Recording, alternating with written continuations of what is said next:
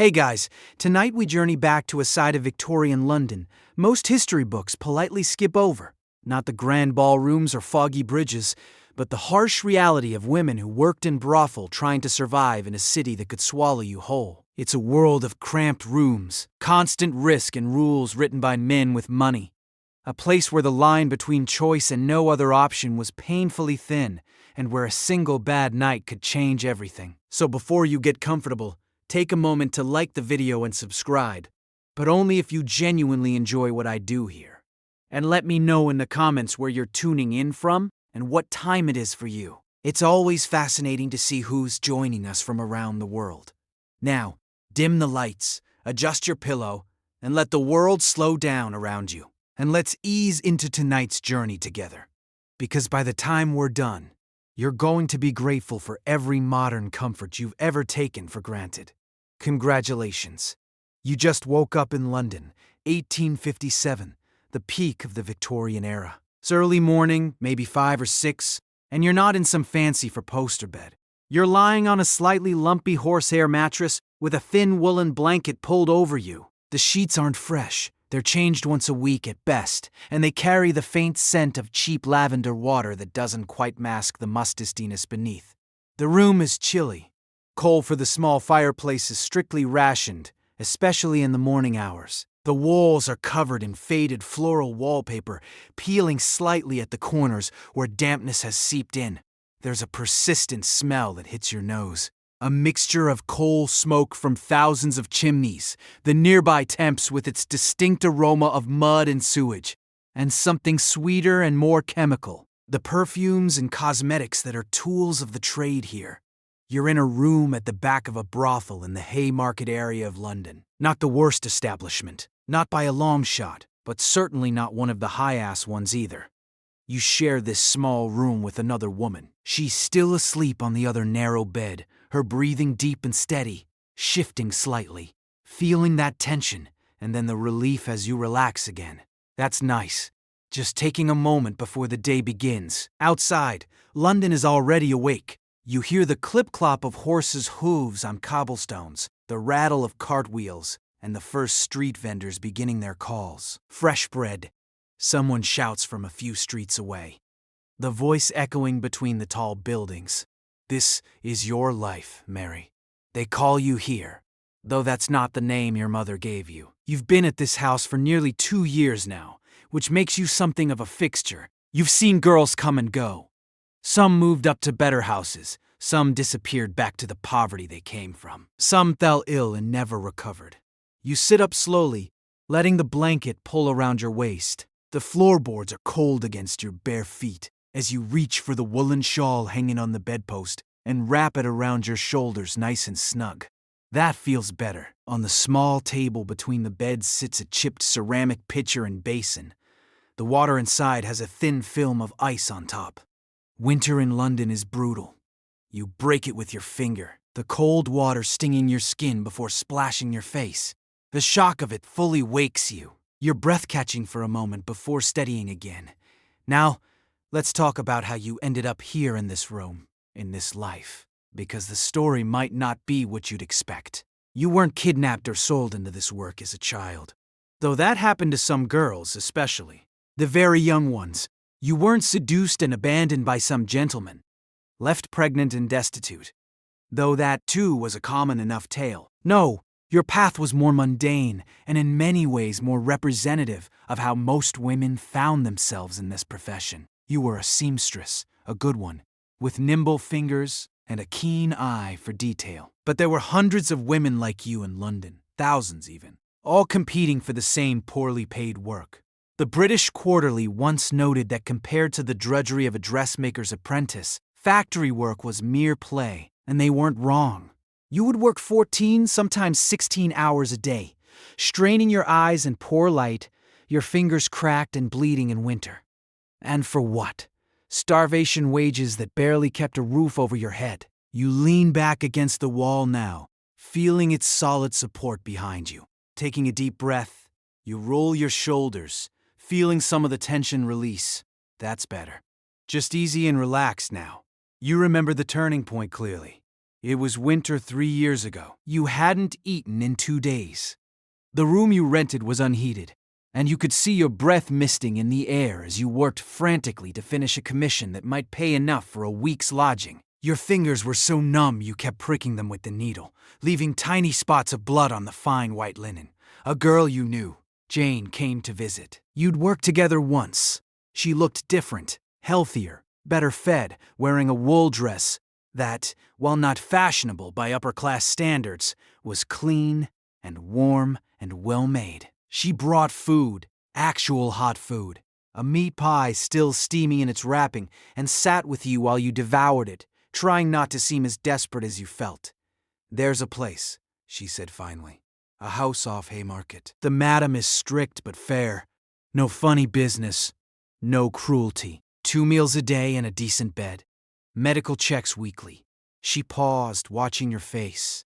"You'd make in a night what you make in a week here, Mary, and you wouldn't be killing yourself with this."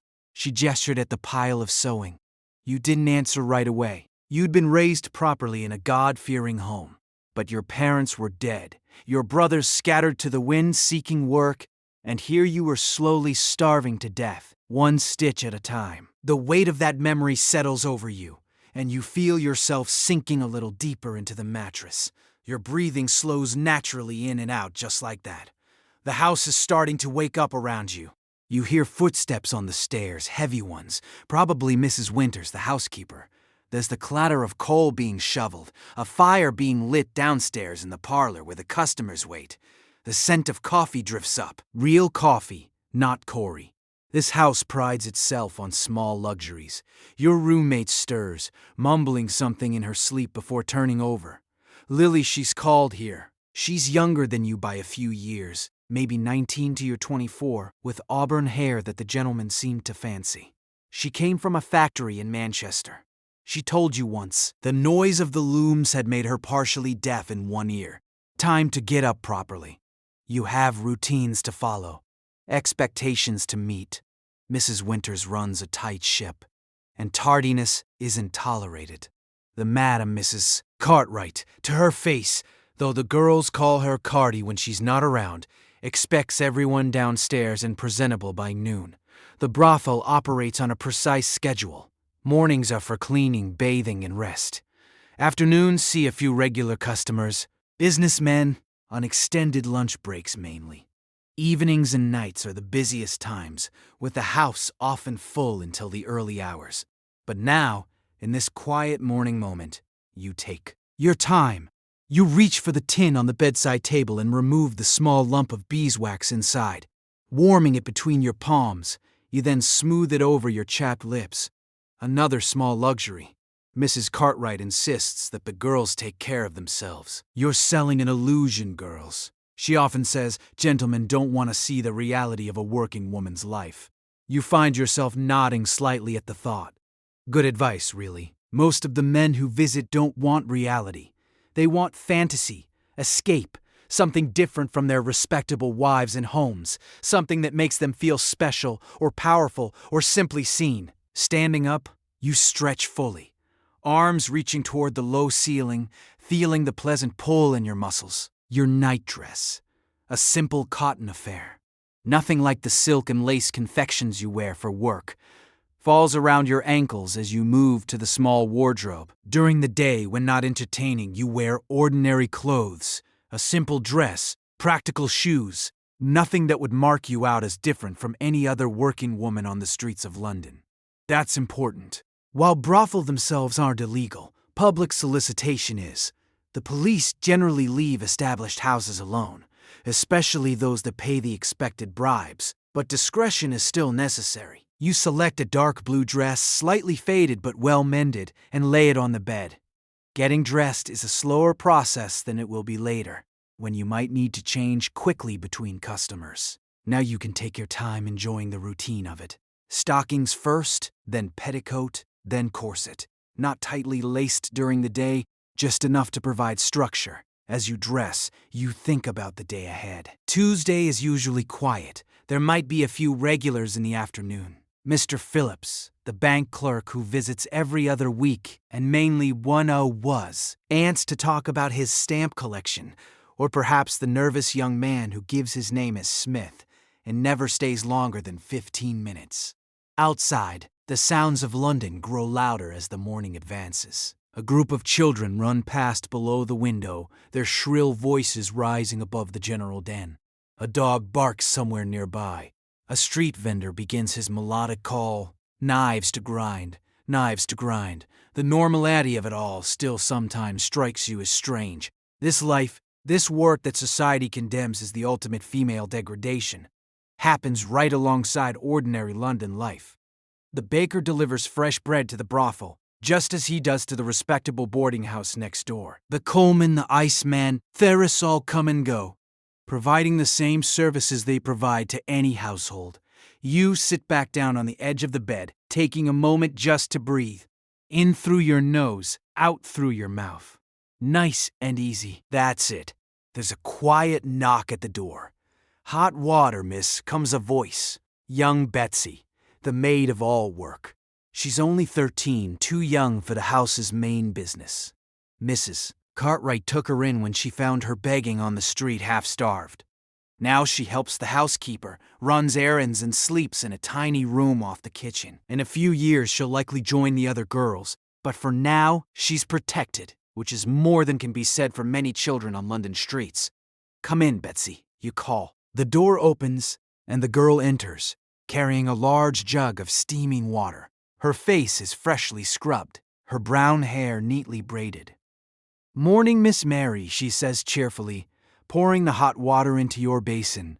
"Cold one today." Mrs. Winter says there might be snow later. "Thank you, Betsy," you say, giving her a smile. "Had your breakfast yet?" "Yes, Miss Cook made porridge with TLE.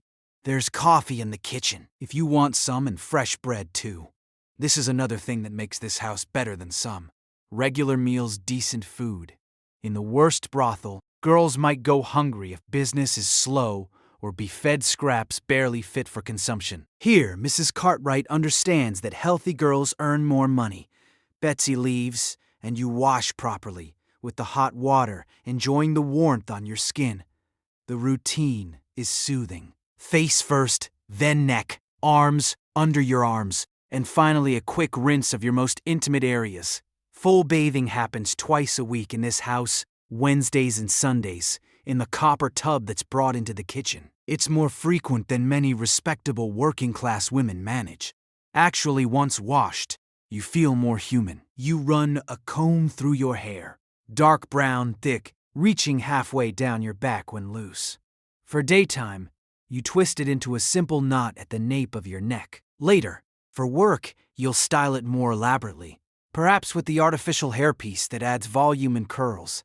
There's a small mirror propped on the dresser, its silver backing spotted with age. You check your reflection briefly. Your face is looking better than it did in your seamstress days. Regular food has filled out the hollows in your cheeks, added a healthier color to your skin. Your eyes, though, they've changed. More guarded now, more watchful. You've seen things, know things that the innocent girl from the countryside never imagined. You shake off the moment of reflection. No use dwelling on such thoughts. Instead, you focus on finishing dressing, lacing your boots with practiced fingers, each movement precise and familiar. Settling into the rhythm of the task, your breathing naturally slows in and out, steady and calm. Fully dressed now, you're ready to face the day. Your first task will be breakfast, then helping with the general cleaning of the house. Each girl has assigned duties. Yours include dusting the parlor and polishing the glasses in the small bar area. Mrs. Cartwright believes idle hands lead to trouble. So even when not entertaining customers, the girls are kept busy. Lily finally stirs properly, sitting up with a yawn, pushing her tangled hair from her face. "Morning," she mumbles. "What time is it?" "Just past 7, you tell her. "Plenty of time yet." She nods, stretching her arms above her head. "Had that dream again?" She says, "The one about the seaside." "Have you ever been married to the sea?" Once you say, remembering a rare family outing years ago. "Brighton, when I was small." "I'd like to go someday," Lily says, her voice wistful. "They say the air is different there, cleaner, that you can breathe proper. This is a common dream among the girls." saving enough to escape London, to start fresh somewhere else. Some manage it, most don't. The money that seems so good compared to other women's work still slips away, some to lodging and food, some to clothes and necessities for the job, some to small comforts and luxuries that make the life bearable.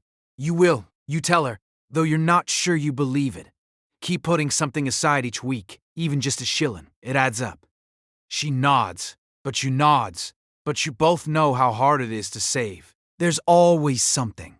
A toothache needing treatment, a dress torn beyond mending, a friend in desperate need. Life has a way of consuming whatever small buffer you try to build. You feel a moment of heaviness at the thought, then consciously let it go. Your shoulders drop slightly as you exhale. That's better. Just easy now. I'll see you downstairs. You tell Lily, who's finally getting up. Don't be too long. Mrs. Winters was stomping about earlier, and you know what that means. She's in a mood. Lily agrees with a grimace. I'll hurry. You leave the room, closing the door, quickly behind you. The narrow hallway is dimly lit, with worn carpet running its length. There are 4 other bedrooms on this floor, all similar to yours.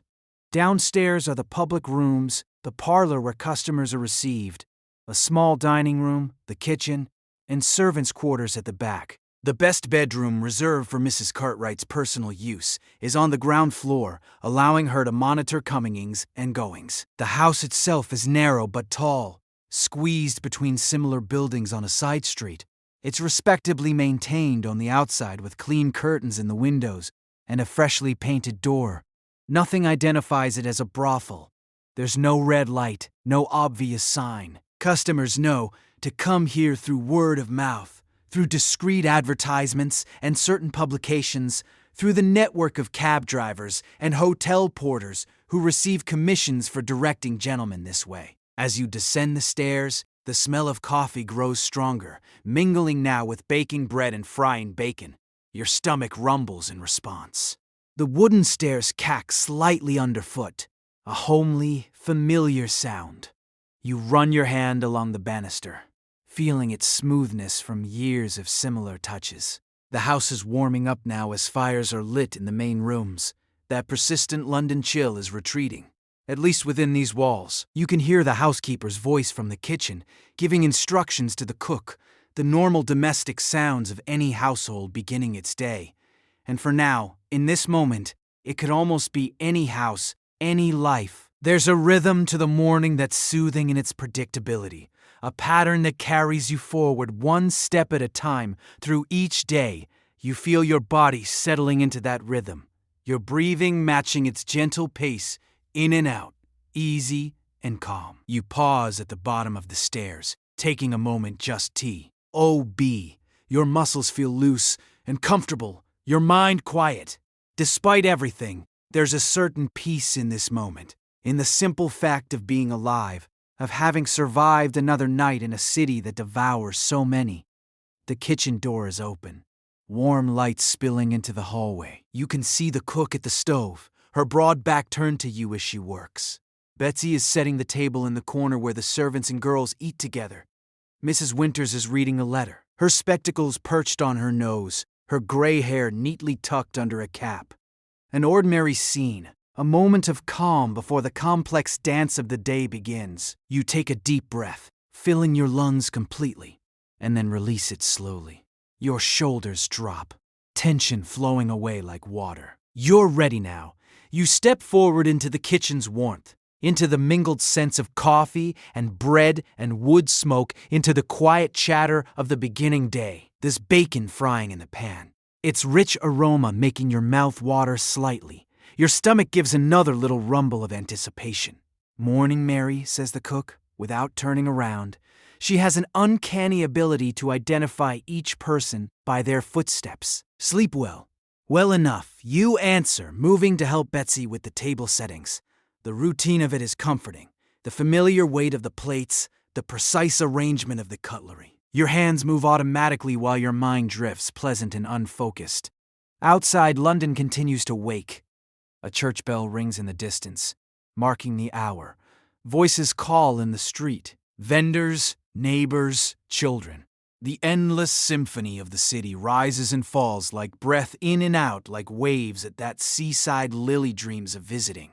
Rising and falling, a gentle rhythm that carries you along as you sink deeper into the familiar patterns of the day. Your body relaxed and comfortable. Your breathing steady and slow as you move around the warm kitchen, helping prepare for breakfast with the others. The smell of fresh bread grows stronger as the cook takes a loaf from the oven, its crust golden brown and crackling slightly as it cools. The kitchen table is large and rectangular, scarred with years of use. 8 chairs are squeezed around it, enough for the 5 girls currently working in the house, plus Mrs. Winters, Betsy, and cook. Mrs. Winters, Betsy, Cartwright takes her meals separately in her private sitting room, maintaining the distance that she believes necessary for proper management. You slip into your usual chair, feeling the smooth, warm wood beneath you. The seat has been polished by years of use, shaped by countless bodies before yours.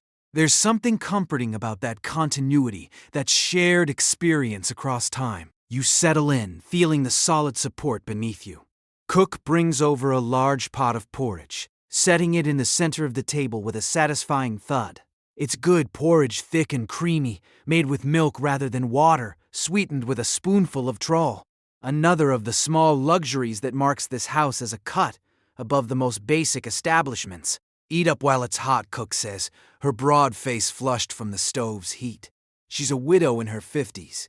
Came to work here after her husband's death left her destitute. Never comments on the nature of the business, just cooks and keeps to herself. Makes sure the girls eat properly. Believes good food is the foundation of health. You help yourself to a generous bowl, the steam rising in fragrant curls. The first spoonful is hot and sweet on your tongue, the texture smooth and comforting. You close your eyes briefly, just enjoying the simple pleasure of good food when you're hungry. The other girls filter in gradually. First, Emily, a petite blonde who's been here about 6 months, says. Then Sarah, older than most at nearly 30 with a no-nonsense attitude and a surprising talent for numbers. She helps Mrs. Cartwright with the accounts. Last is Josephine, the newest, still adjusting to the life. Her eyes are often red from private tears. Lily finally appears, hair hastily pinned up, still looking half asleep. She slips into the chair beside you just as Mrs. Winters begins serving the coffee. Nearly missed breakfast, you murmur, passing her the porridge pot. Worth it for an extra 10 minutes in bed. She whispers back with a small smile. The coffee here is another luxury. Real coffee, not the Corey substitute that most working-class households make do with. It's strong and hot, sweetened with sugar for those who want it. You cradle the cup in both hands, feeling its warmth seep into your fingers, nice and cozy. The rich aroma rises with the steam, rich and slightly bitter. Breakfast is a mostly quiet affair. There's an unspoken rule against discussing business this early. Instead, the conversation drifts to ordinary topics, the weather. A funny story about the butcher's delivery boy slipping in the alley yesterday. Speculation about whether the greengrocer's wife is expecting again. Normal conversation. Every day matters. The kind of talk that happens around thousands of breakfast tables across London every morning. This normality is important. A reminder that despite the nature of the work, this is also just a place where people live, eat, sleep, and go about their daily business. You feel yourself relaxing into this ordinary moment, your shoulders dropping slightly, your breathing deep and even. The food settles warm in your stomach, providing energy for the day ahead. You take another sip of coffee, savoring the rich bitterness. After breakfast, the day's chores begin. The house runs on a strict schedule with specific tasks assigned to each girl, not just for efficiency, but because Mrs. Cartwright believes that routine and responsibility help maintain order and prevent the chaos that plagues less well-run establishments. Today, your morning duties include dusting the parlor and polishing the glassware in the small bar area. Simple, repetitive tasks that allow your mind to wander while your hands stay busy. There's something meditative about such work. The regular motion, the gradual transformation from dusty to clean, dull to shining. The parlor is the main public room, of the house where customers are first received. It's decorated in a style that might be called respectable with hints of luxury. Solid furniture, in dark wood, upholstered in red velvet that's slightly worn at the arms, but still plush. Heavy curtains in a matching shade tied back during the day to admit what little London sunlight filters through the perpetual haze of coal smoke. A few carefully chosen paintings on the walls. Landscapes, mostly with one mildly suggestive classical scene featuring draped nymphs. Nothing too obvious. Nothing that would immediately identify this as a brothel to a casual observer. That's deliberate. Maintaining a veneer of respectability protects everyone. If a police officer did enter, there would be nothing immediately incriminating to see. Just a private home with several young women in residence. Suspicious perhaps, but not definitively illegal. You begin your dusting, working methodically around the room. Feather duster first for the larger surfaces, then a slightly damp cloth for the more detailed work. The familiar motions are soothing, requiring just enough attention to keep your mind occupied without demanding deep concentration. As you work, you can hear the house around you. Mrs. Winters instructing Betsy on the proper way to black the kitchen range. Cook humming tunelessly as she kneads dough for the day's bread. Lily's light footsteps overhead as she makes the beds. Ordinary domestic sounds that could belong to any household. The mantelpiece holds several ornaments. A china shepherdess, a small brass clock, a pair of decorative urns. You dust each carefully, replacing them in exactly the same positions.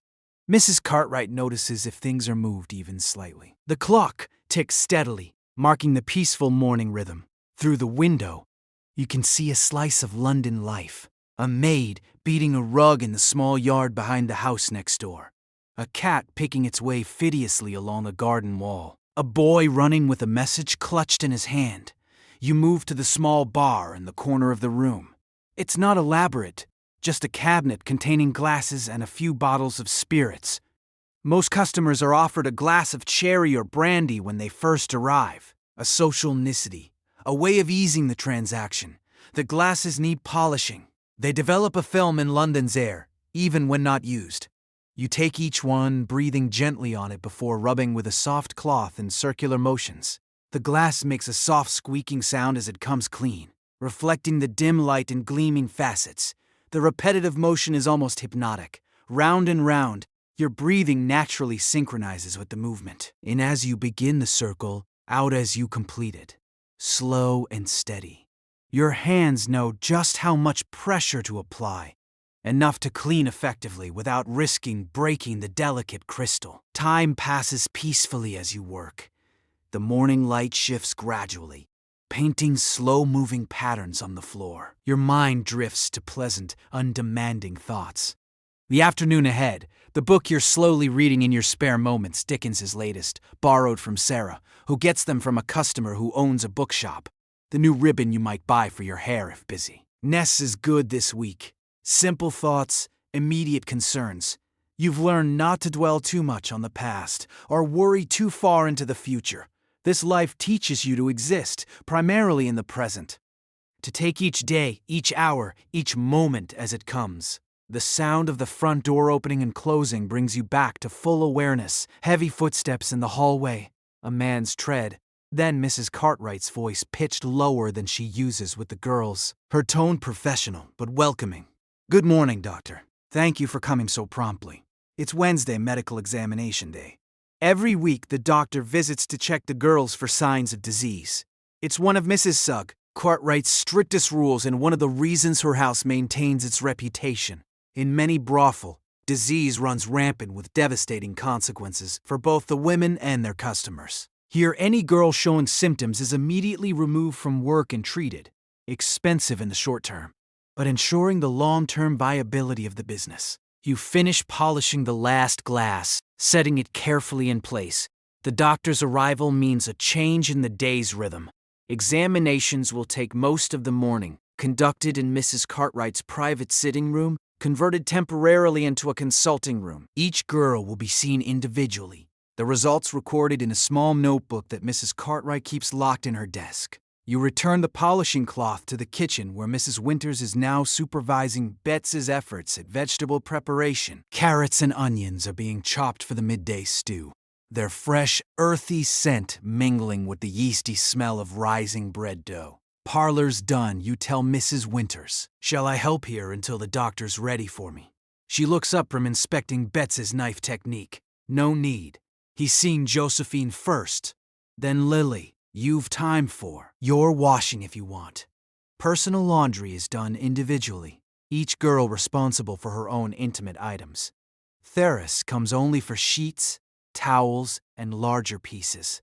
So once a week, usually on Wednesdays before bathing, you wash your personal things, the cloths used for monthly courses, undergarments, stockings. You collect your basket from the small cupboard off the kitchen and carry it through to the scullery at the back of the house. It's cooler here with a stone floor and a large sink. You pump cold water into a copper basin, then add a kettle of hot water from the range to take the chill off.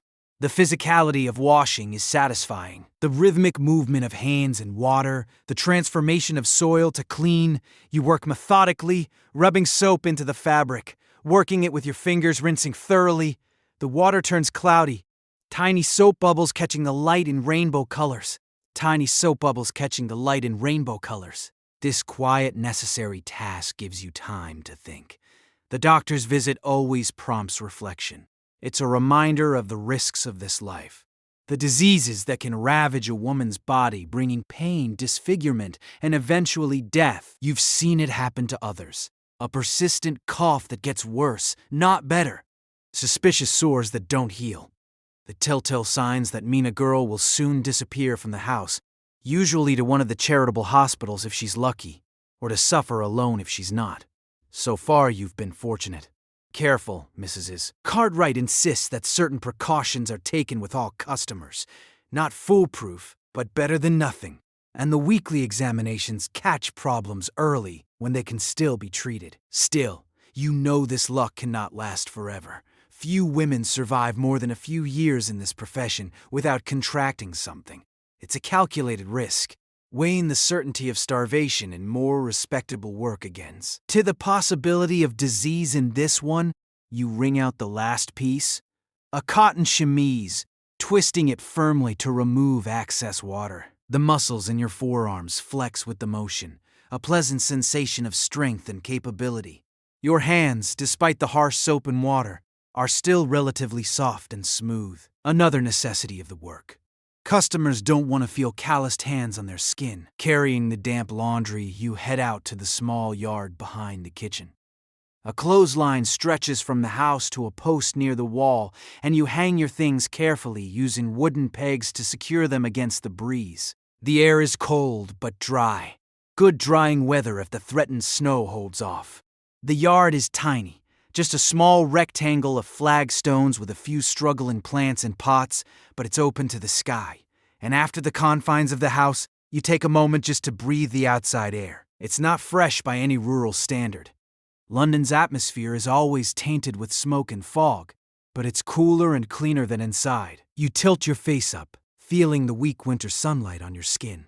A rare moment of pure physical pleasure, asking nothing of you.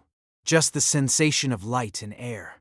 Your breathing deepens naturally, your chest expanding more fully. That feels good, just taking a moment for yourself. The back door opens, and Lily pokes her head out.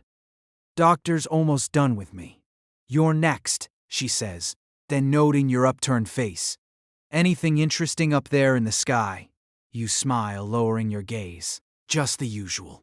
Sun, clouds, freedom.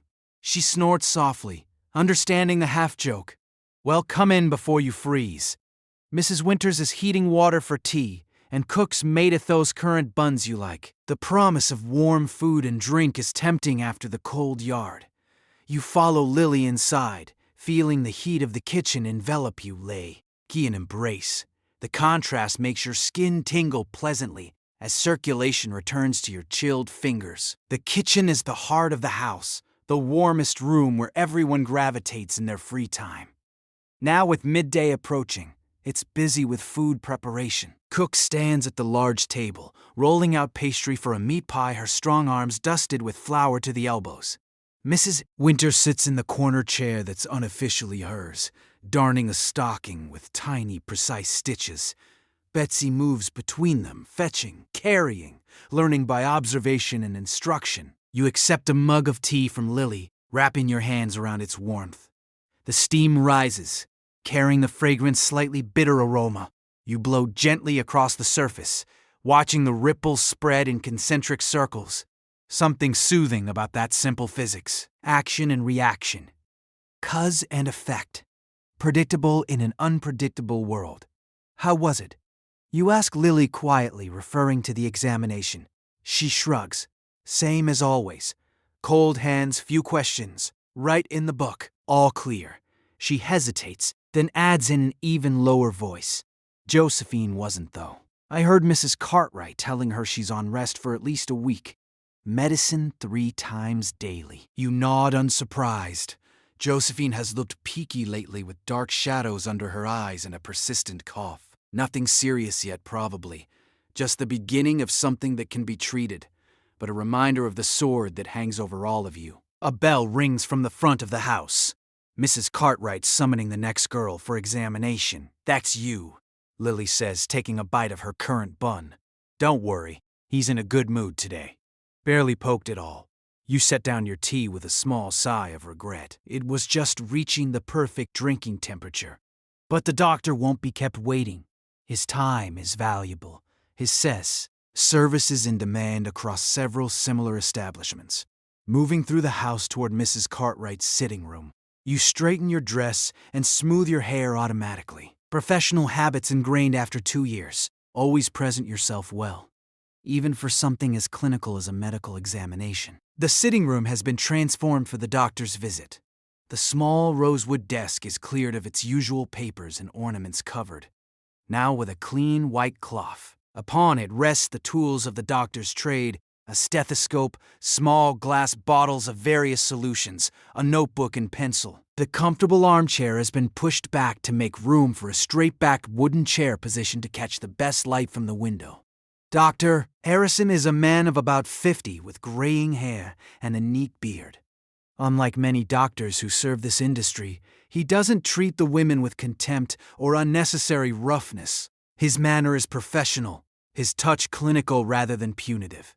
He wears a wedding ring and once mentioned children attending university. You sometimes wonder what his respectable family would think of his work with women like you. Ah, Mary, he says, looking up from washing his hands in a basin. How have you been keeping? Any concerns to report? This is his standard opening, an acknowledgement that you're a person, not just a body to be examined, a small courtesy that matters more than it should. Well enough. Thank you, doctor, you reply. No concerns, he nods, drying his hands on a clean towel. Good, good. Well then, shall we proceed? Mrs. Cartwright sits discreetly in the corner, present as a chaperone, and to record the results, but positioned so as not to observe the actual examination. Another small dignity in a situation that could easily lack any. The examination itself is brief but thorough. Breathing, heart rate, examination of the throat, and eyes. Then the more intimate check, quick and impersonal, his touch protected by thin gloves. You've learned to detach yourself during this part, to wicking of other things. The book waiting in your room, the taste of the currant bun you'll have when this is over, the feel of sunshine on your face in the yard. All appears to be in order, he says finally, stepping back and removing his gloves. Continue as you are. He makes a note in his book, then nods to Mrs. Cartwright, who rises and escorts you to the door. In the hallway, she murmurs, "Send Sarah in next, please," before returning to the room. The examination leaves you feeling slightly hollow, as it always does. Not because of any pain or discomfort, there was none, but because of the reduction of your person to a collection of bodily functions to be assessed and judged. Necessary, yes, for your own protection as much as anyone's. But still, there's an emptiness that follows. You return to the kitchen, deliver the message to Sarah, and reclaim your cooling tea.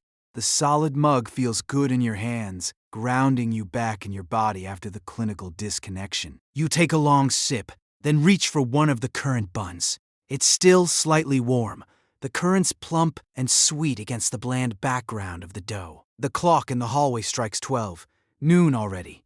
The morning has passed quickly. as it usually does on busy days. Soon, the house will shift into its afternoon mode. There might be customers as early as 1 o'clock, businessmen taking extended lunch breaks mostly, regular clients who know the quieter hours mean more attention and less waiting. You finish your tea and bun, brushing crumbs from your dress. There's time for a quick visit to your room before the afternoon begins. A chance to check your appearance, perhaps change into something slightly more suitable for receiving customers than your morning work dress. The stairs cack familiarly underfoot as you climb to the upper floor. The house has settled into its midday quiet, that brief lull between morning chores and afternoon business. Even the sounds from outside seem muted, as if the whole street is taking a collective breath. Your room welcomes you with its familiar shapes and scents. Small, yes, and sparse by wealthy standards, but still yours in a way few spaces have been. The bed where you began your day, the small chest where you keep your clothes and few possessions, the window that offers a limited but precious view of sky above the rooftops. You catch sight of yourself in the small mirror, cheeks slightly flushed from the kitchen's warmth, hair still neat from morning brushing. You look ordinary, just a young woman in a simple dress, indistinguishable from thousands of others walking London streets. Nothing marks you visibly as what society would call fallen. No scarlet letter, no visible sign of moral judgment. This thought brings a small smile to your lips. The hypocrisy of it all still strikes you sometimes. How the same society that condemns women like you creates the conditions that make this life necessary, then supplies the customers who make it profitable. But philosophical musings won't get you through the afternoon. You open the chest considering what to wear, not the finest things. Those are saved for evening when the wealthier customers come. But something, a step above the plain work dress. You select a blue dress with slightly more fashionable lines made of cotton rather than wool with a touch of lace at the collar. Respectable enough not to alarm, attractive enough to entice. Changing is quick. You're practiced at dressing and undressing efficiently. The fresh dress feels good against your skin, the fabric lighter than the sturdy work dress. You check your hair, adding a few ends where needed, and pinch your cheeks lightly to bring color to them. No cosmetics yet. Those too are saved for evening. Daytime customers expect a more natural look, in keeping with the fiction that this is somehow a spontaneous encounter rather than a business transaction. Ready now? You sit on the edge of the bed for a moment, just breathing slowly and deeply in through your nose, out through your mouth, preparing yourself mentally for the shift from private person to professional. The separation between the two is important, a protective boundary that helps preserve some core of self amid the demands of the work. Your body feels relaxed, your mind clear. The bed supports you comfortably as you sit, your weight sinking slightly into the mattress. That connection to the physical world, the solid reality of objects, of sensations, helps center you. You run your hand over the blanket beside you, feeling its slightly rough texture against your palm. Real present. Now from downstairs comes the sound of the front door opening, then closing. Voices in the hallway. Mrs. Cartwright's professional welcome. A man's deeper tones in response. The afternoon has begun. You rise from the bed, smoothing your dress one last time. A final deep breath, filling your lungs completely before releasing it slowly. Your shoulders drop as the air leaves you, tension flowing away like water. You're ready now. The door handle is cool under your fingers as you pull it open. The hallway stretches before you, the stairs leading down to where life continues its complex dance. Each step feels deliberate as you move forward. Your breathing steady and even, your posture balanced and controlled. Just like that, easy and calm. You descend into the afternoon, into whatever it may bring. Your mind settled into the present moment. The wood of the banister is smooth beneath your trailing hand, polished by sea, countless similar journeys. The house cacks and settles around you, a living thing with its own rhythms and patterns. You become part of that pattern, flowing with it rather than against it, each breath matching its gentle pulse, nice and easy. That's it. Moving forward one step at a time into the continuing day. The parlor is already occupied when you reach the bottom of the stairs. Mrs. Cartwright stands near the fireplace, one hand resting elegantly on the mantelpiece as she speaks to a visitor. The man has his back to you, middle-aged by the look of his posture, dressed in a well-cut but not ostentatious dark coat. A businessman, most likely. You pause in the doorway, waiting to be acknowledged. Mrs. Cartwright glances up, gives you a slight nod. Permission to enter. Ah, and here is Mary now, she says smoothly. Mary, this gentleman was just asking after some pleasant company for an hour or so. The visitor turns, revealing a face that matches your initial impression, around 45 with graying hair at the temples and the weathered complexion of someone who spends time outdoors. His expression is polite but slightly awkward. A new customer, then. How do you do, sir? You say, dropping a small curtsy. Not too deep, just enough to show proper manners. Your voice is different now. A touch softer, slightly more refined than your natural speech. The professional voice learned through observation and practice. Charles Wilson. He introduces himself, bowing slightly in return. Probably not his real name. Many customers use aliases, but that hardly matters. Would you care for some refreshment, Mr. Wilson? Mrs. Sias? Cartwright asks, gesturing toward the small bar you polished earlier. A glass of cherry, perhaps, or brandy if you prefer. It's part of the ritual. This offer of a drink creates the illusion of a social call rather than a commercial transaction. Most men accept using the time to assess the women and settle their nerves if they're new to the house. Sherry would be most welcome, he says, and Mrs. Cartwright moves to pour it, her moves graceful and assured. You take the opportunity to study him more carefully. His clothes are good quality, but show signs of wear. A businessman doing well enough, but not extravagantly so. His hands reveal more, slightly roughened with clean but trimmed nails. Someone who works with his hands sometimes despite the business attire. A merchant, perhaps, or a shop owner who still helps with stock. Mrs. Cartwright hands him the glass of amber liquid, then excuses herself with practiced discretion. I'll leave you two to become acquainted. The blue room is available when you're ready. And with that, she slips from the parlor, closing the door softly behind her. Now it's just the two of you standing a few feet apart in the quiet room. The fire crackles gently in the grate, sending shifting patterns of light across the walls. Outside, you can hear the muffled sounds of London. A cart passing, voices calling, the distant whistle of a train. Please sit down, you say, gesturing to one of the armchairs by the fire. Make yourself comfortable. He does, perching somewhat stiffly on the edge of the seat. Nervous. Then you take the chair opposite, arranging your skirts with a practiced motion. Not too close, giving him space, not appearing too eager. The dance has its steps, its rhythm. Is this your first visit to Mrs. Cartwright's establishment? You ask, though you already know the answer. He takes a sip of sherry before responding. Is it that obvious? You smile just slightly. Not at all. I simply haven't had the pleasure of your company before, and I know all our regular visitors. This seems to relax him somewhat. He leans back a little in the chair, the stiff line of his shoulders softening. Yes, it's my first time.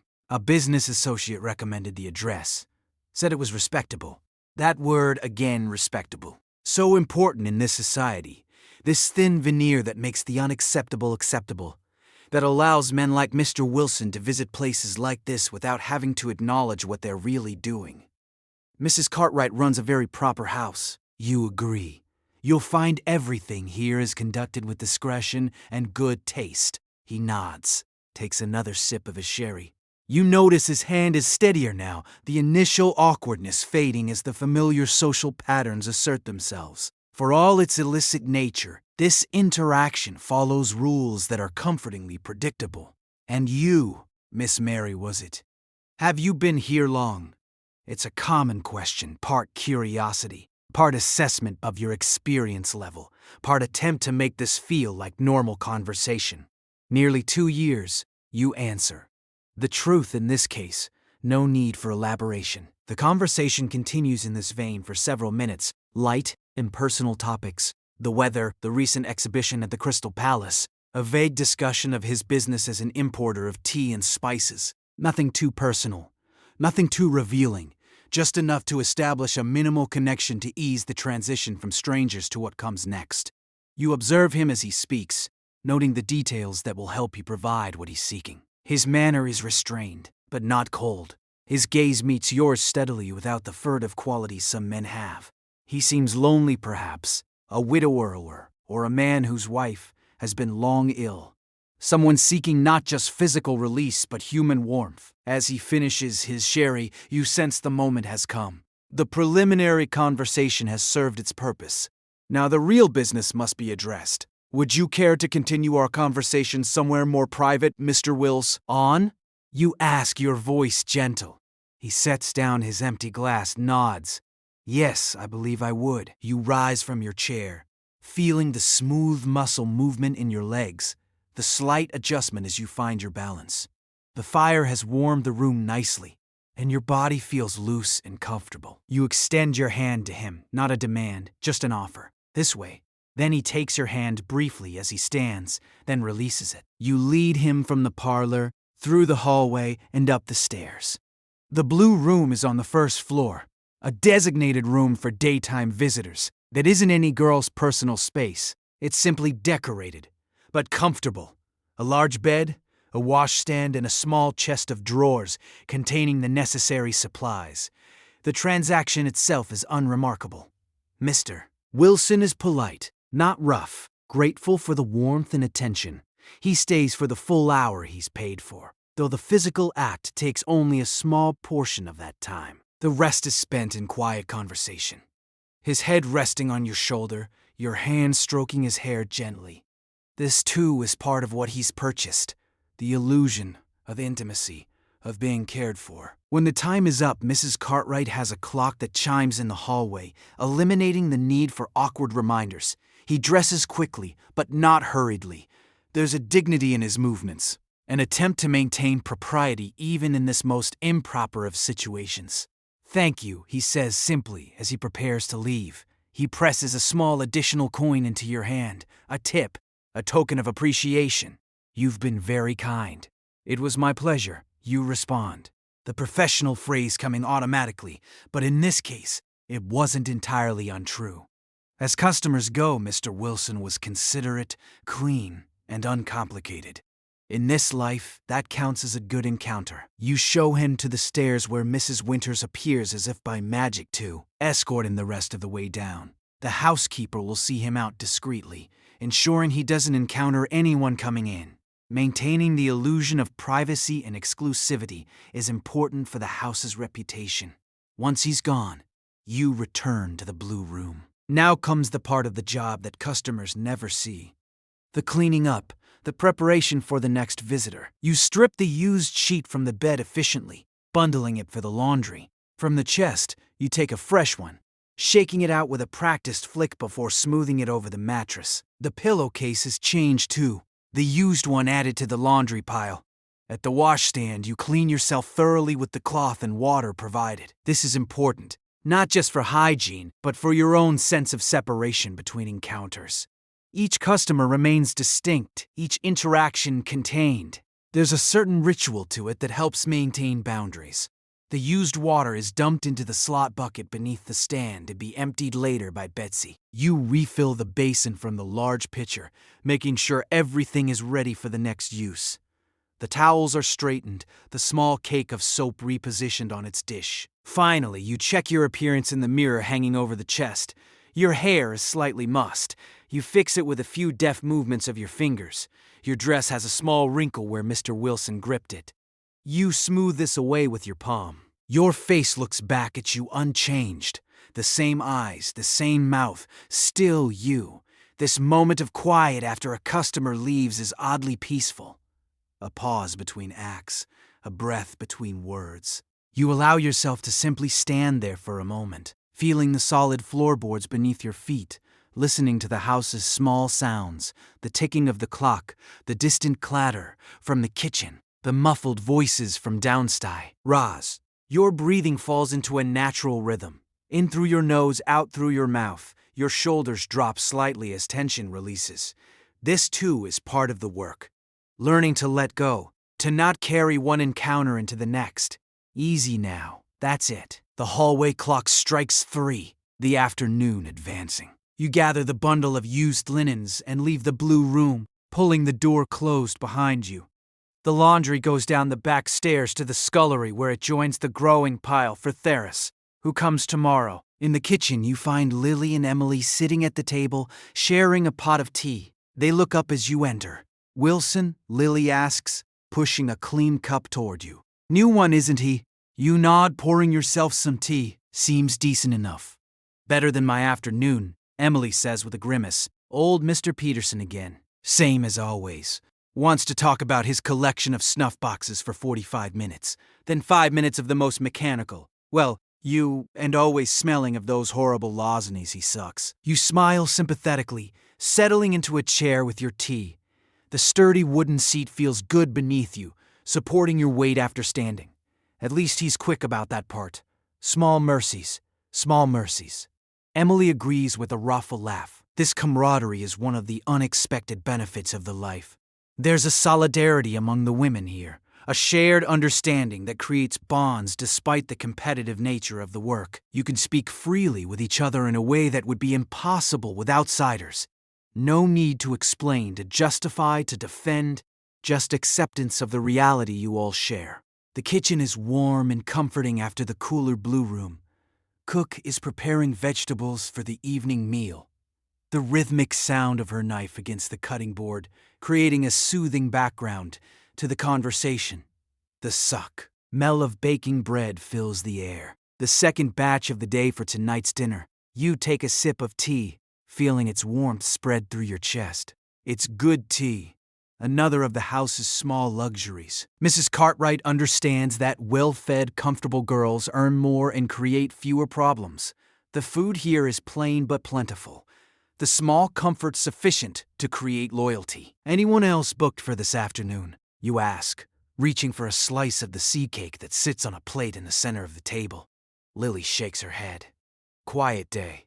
Sarah had someone earlier and Josephine's still resting after what the doctor said. Mrs. still resting after what the doctor said. Mrs. Cartwright's in her office doing the accounts. A quiet afternoon is no bad thing. The real business happens in the evenings anyway, when the regular customers come after their offices close, or the occasional gentleman seeks entertainment after an evening at his club. Afternoons are often slower, more unpredictable. You break off a small piece of the seed cake, appreciating its dense, slightly sweet texture. Cook has a way with these simple foods, nothing fancy, but well made with good ingredients. The caraway seeds add a distinctive flavor, aromatic and slightly spicy. "I might go out for a bit then," you say after finishing your cake. "Need to get some hairpins and writing paper." "Anyone want anything from the shops?" Running small errands during quiet periods is allowed, even encouraged. Mrs. Cartwright believes that fresh air is beneficial, and that occasional glimpses of normal life help keep the girls content with their situation. As long as you're back well before the evening begins, there's no objection. Both Lily and Emily decline the offer of shopping.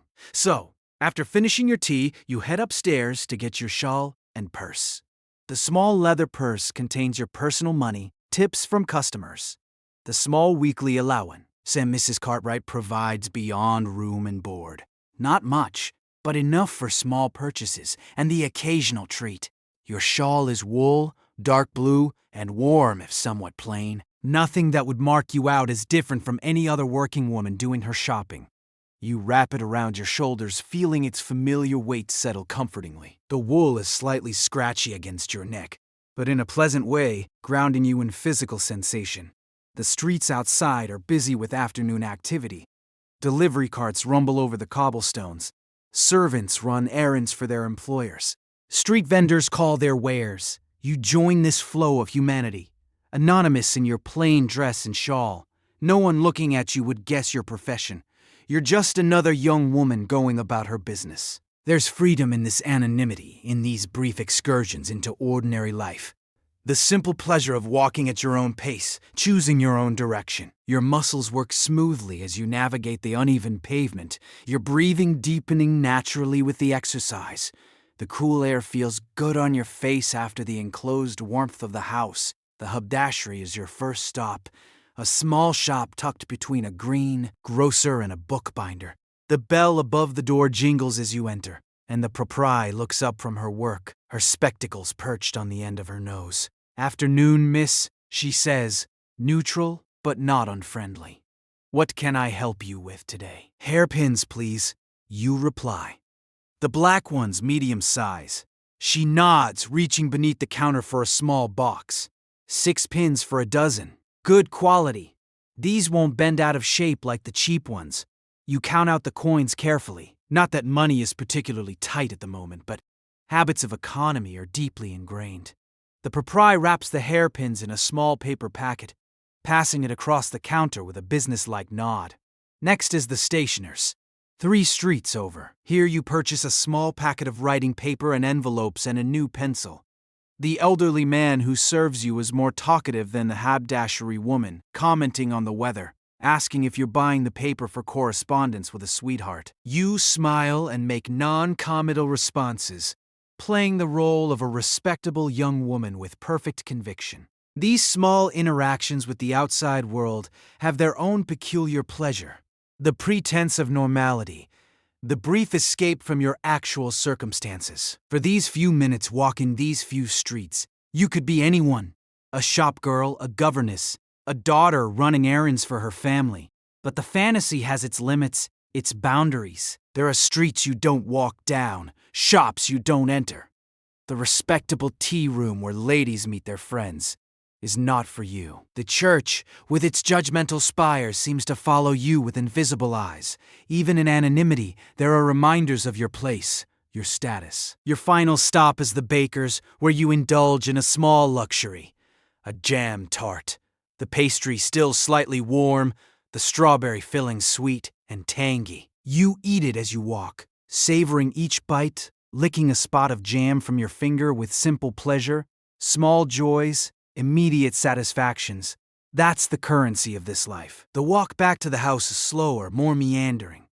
You're in no hurry, and the activity feels good after a morning mostly spent indoors. Your body moves easily, muscles working in familiar patterns, joints flexing and extending with each step. There's a satisfaction in this basic functioning, this physical capability. Your lungs fill and empty. Your heart beats steadily. Your eyes take in the complex visual tapestry of the London street. Just existing, just being. By the time you return to the house, the afternoon is advancing toward evening. The quality of light is changing, the shadows lengthening, the air taking on the particular golden hue that precedes sunset. You unlock the front door with your key. Each girl has one. Another mark of Mrs. Cartwright's trust in good management, and step back into the warm interior. The house feels different now, charged with a subtle energy. Evening preparations are underway. You can hear movement upstairs, voices calling between rooms. The shift is beginning from the quieter daytime rhythm to the busier evening pace. Mrs. Winters intercepts you in the hallway, her practical face set in its usual expression of mild disapproval. There you are. Mrs. Cartwright wants everyone ready by 7 tonight. We've had several messages. Could be a busy evening. You nod, already mentally adjusting your plans. I'll start getting ready then. Has Cook said when dinner will be? 5:30. Early tonight because of the bookings. She eyed the small packages in your hands. Got what you needed, did you? Yes, thank you. You hold up the paper packet of hairpins as evidence. She nods, satisfied, and continues on her way toward the kitchen, her keys jingling softly at her waist. Mrs. as high as softly at her waist. Mrs. feared Winters doesn't disapprove of you personally. She's fair in her way. But her position requires a certain austerity, a distance from the girls whose work she facilitates, but doesn't engage in. Upstairs, the atmosphere is one of purposeful activity. Doors stand open along the hallway. The girls moving between rooms, borrowing items, calling advice to each other. Evening preparation is both individual and communal. Each woman responsible for her own appearance, but all helping each other with the parts that are difficult to manage alone. In your room, you find Lily already half-dressed in her evening clothes, struggling with the buttons down the back of her green silk dress.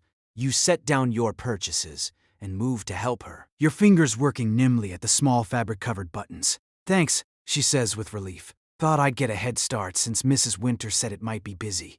"Good idea."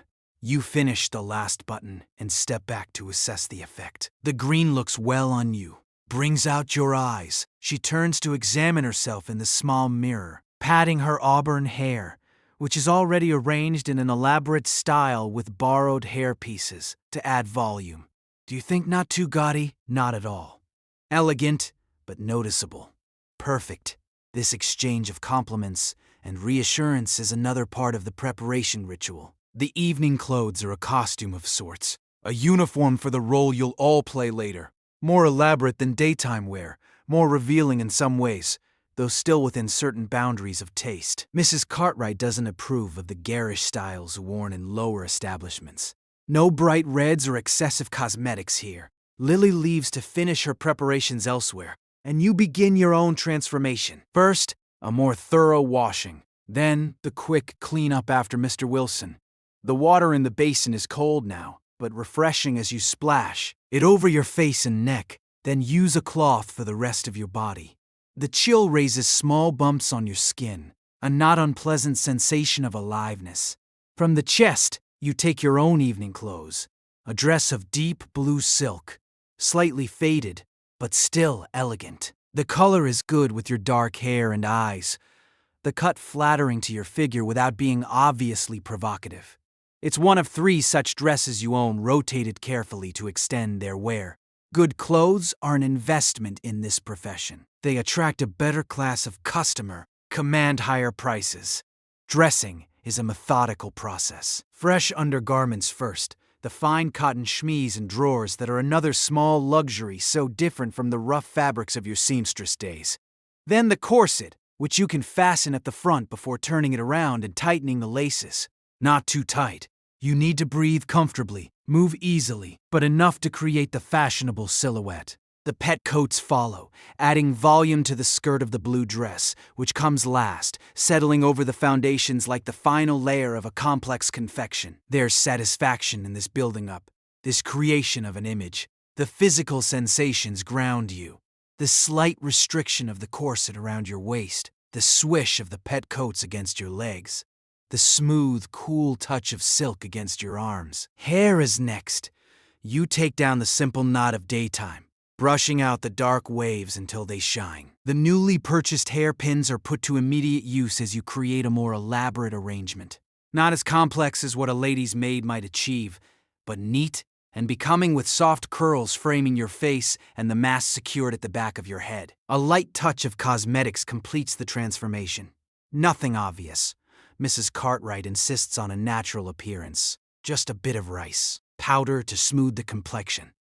A touch of rouge for the cheeks and lips, carefully blended to avoid any artificial appearance. The effect is subtle but effective. A slight enhancement of your natural features. A fresh, healthy glow. The final touch is scent. Not heavy perfume, but a delicate lavender water dabbed at pulse points, wrists, behind ears, the hollow of your throat. The fragrance rises subtly with your body's warmth, a clean, pleasant aroma that masks any lingering traces of the day's activities. You step back, assessing the result in the mirror. The transformation is complete, from ordinary working woman to something more refined, more alluring. Not a lady exactly. That fiction wouldn't be believable, but a woman of certain attractions, of particular charms. Someone worth spending time with, worth paying for. The clock in the hallway strikes 5:30, dinner time. You make your way downstairs, the silk dress rustling softly with each step. The slight additional weight of the evening clothes changes your posture, your movement. Back straighter, steps more measured. The physical difference reinforces the mental shift from private self to professional persona. Dinner is served in the dining room rather than the kitchen, another distinction between day and evening routines. The table is set simply but properly with clean linen and decent cutlery.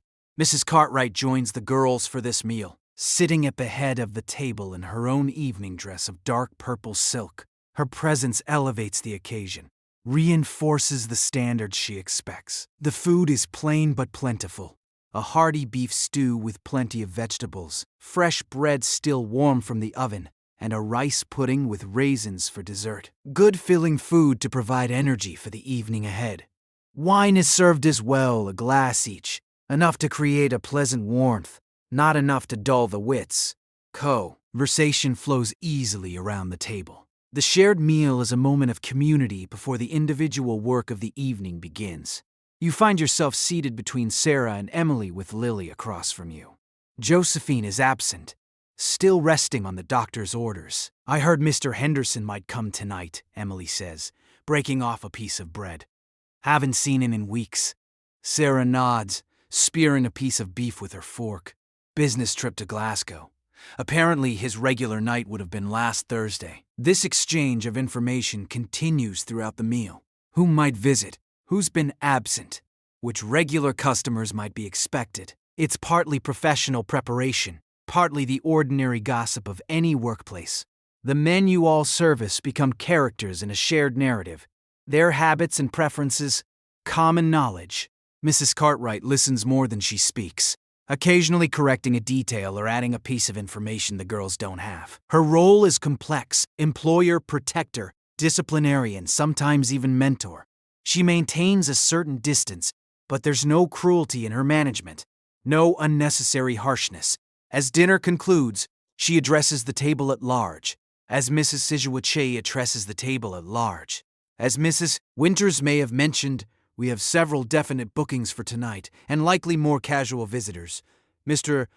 Harrington has requested Emily specifically. Mr. Lawrence and Mr. Benson are expected around 8. Both are open to whomever is available. There may be others. Several messages suggested possible visits. She pauses, her gaze moving around the table. I expect everyone to conduct themselves with their usual decorum. Remember, quality of service, not quantity, is what maintains our reputation. This little speech is part reminder, part encouragement. The subtext is clear. A busy night means good income for everyone, but standards must not slip in the pursuit of maximum profit. It's what distinguishes this house from many others, this balance between business and certain principles. As the plates are cleared by Betsy and Cook, Mrs. Furta plates, Cartwright rises, signaling the end of the communal portion of the evening. I'll be in my office for the next hour, then in the parlor to receive guests. Good evening, ladies. With that, she leaves, her purple silk rustling impressively as she exits. The girls remain at the table a few moments longer, finishing their wine, extending this last period of relative freedom before work begins in earnest. You sip the last of your wine, enjoying its fruity warmth as it slides down your throat. Your body feels relaxed, well-fed, prepared for what's to come. The chair supports you comfortably. The dining room's warmth envelops you like an embrace. This moment of quiet before the evening's activity has its own particular peace. Your breathing is deep and even, your mind calm and present. Just this moment, just this experience, that's all. Gradually, the girls disperse back to their rooms for final preparations, to the parlor to arrange things just so, to the kitchen for a last cup of tea before the night begins. You remain seated for a moment longer, savoring this small pocket of stillness amid the accelerating rhythm of the house. Finally, you two rise, feeling the slight weight of the silk dress settle around you as you stand. Your muscles move smoothly. Your balance adjusts automatically. The physical sensations anchor you in your body in the present moment. You straighten your shoulders, lift your chin slightly. Ready now. The evening stretches ahead, its exact shape still unknown.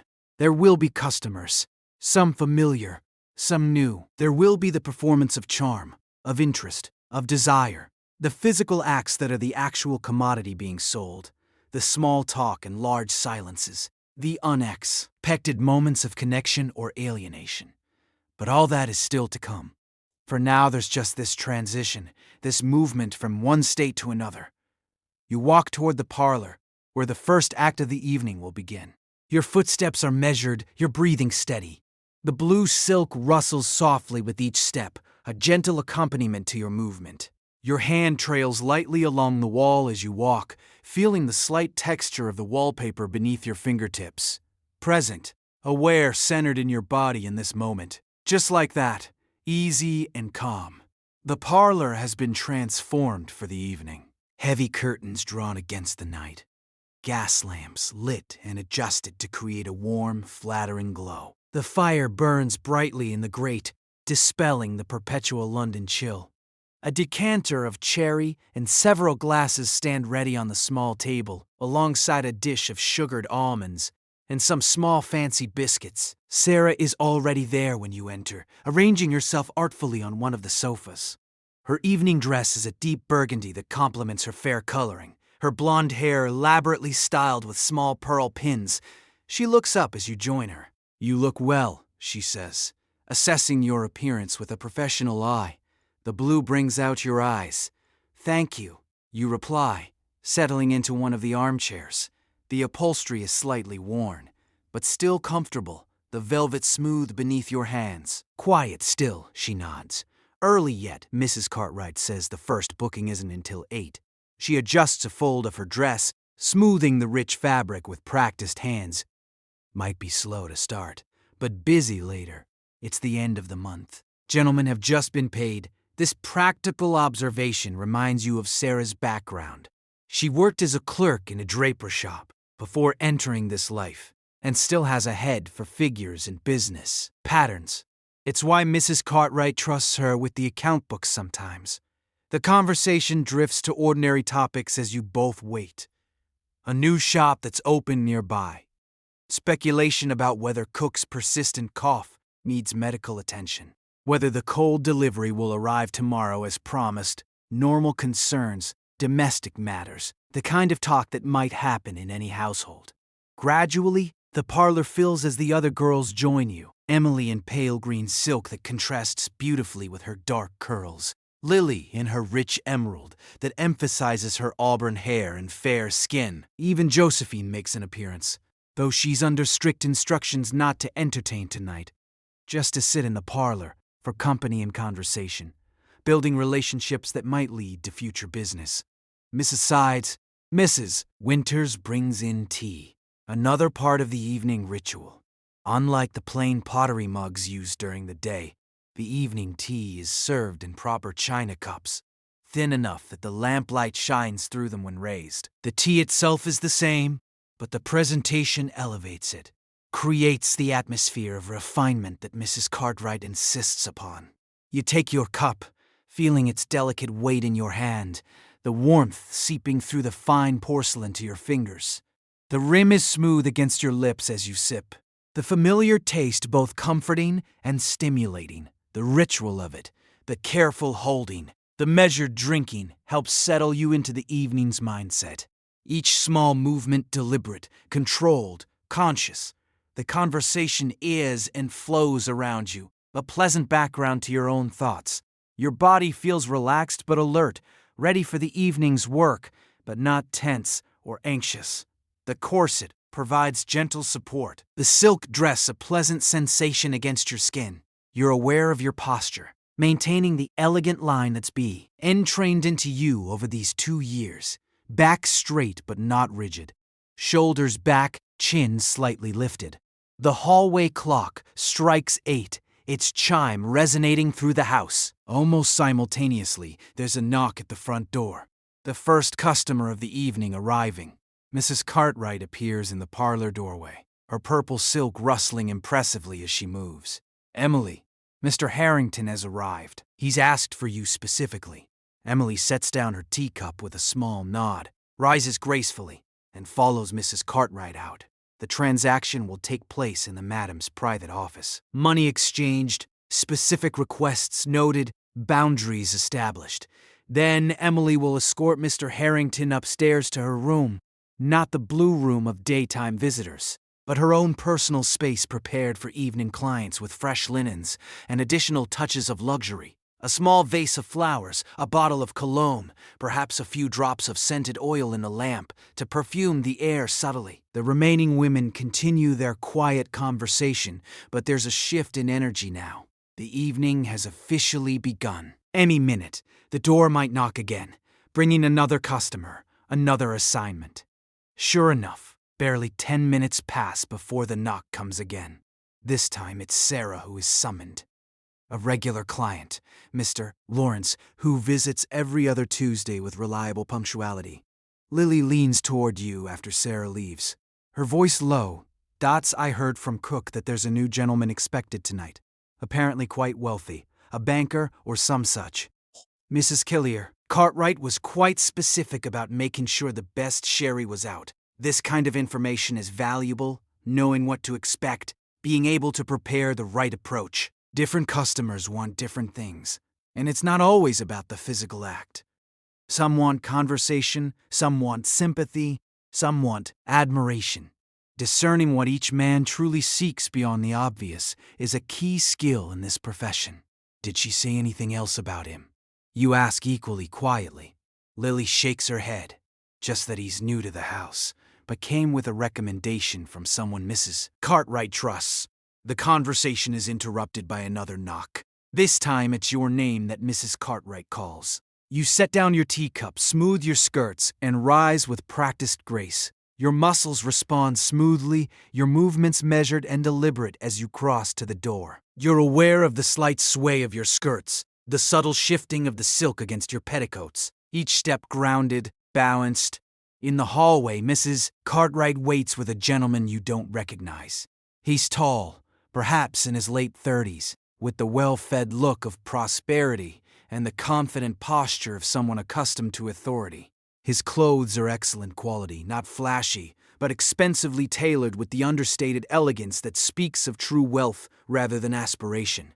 Mary, this is Mr. Hamilton, Mrs. Cartwright says smoothly. Mr. Hamilton, may I present Mary, one of our most accomplished young ladies. You curtsy slightly, offering your hand with a small smile. A pleasure to meet you, Mr. Hamilton. He takes your hand briefly, his grip firm, but not aggressive.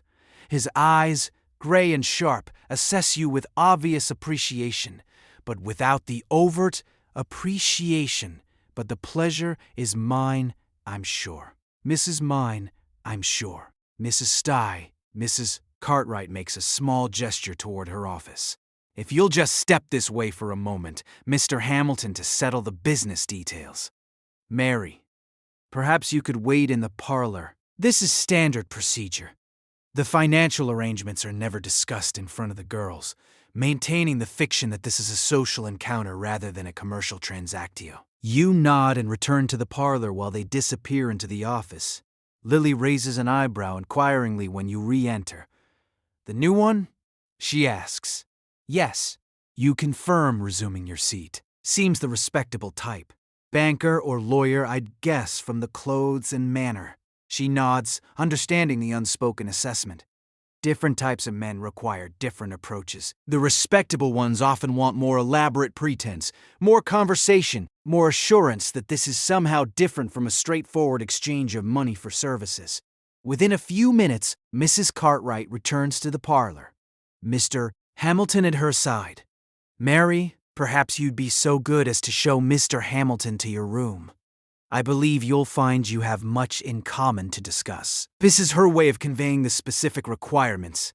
The emphasis on discuss suggests he's paid for conversation as well as physical service, not unusual among the more educated customers. You rise again, moving toward him with a warm smile. Would you care for some sherry first, Mr. Hamilton, or shall we go directly upstairs?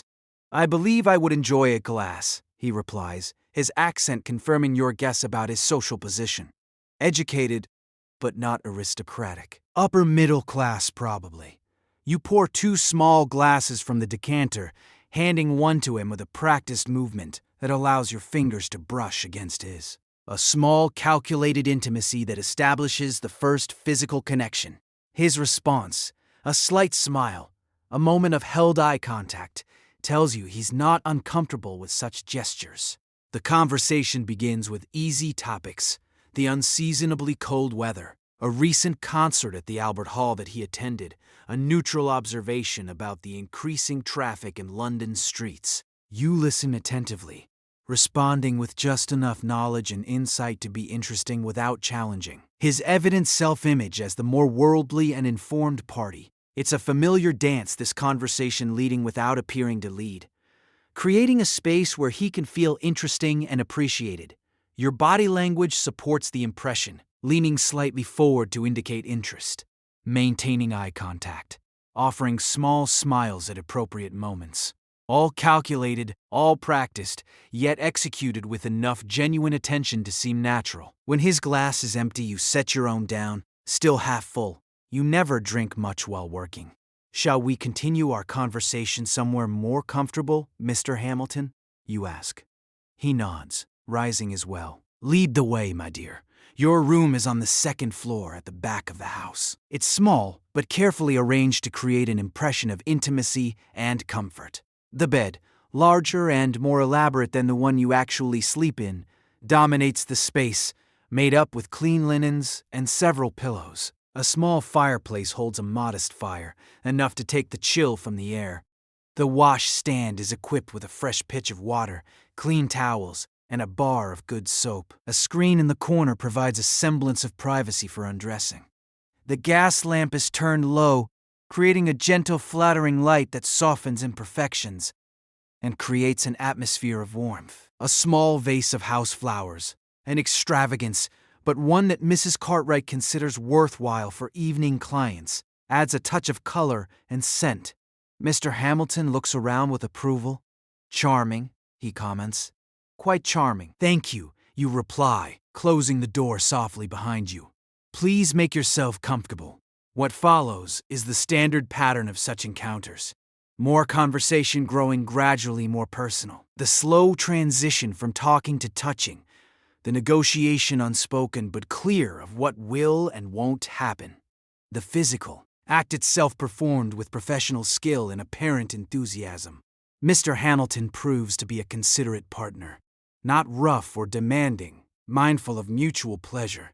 Even in this purchased intimacy, when it's over, he doesn't immediately withdraw, but lingers, an arm draped casually across your waist as you lie beside him in the rumpled bed.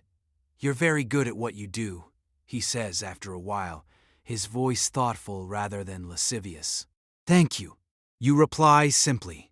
There's no point in false modesty or elaborate denials. You are good at this work, having learned its skills as diligently as you once learned sewing.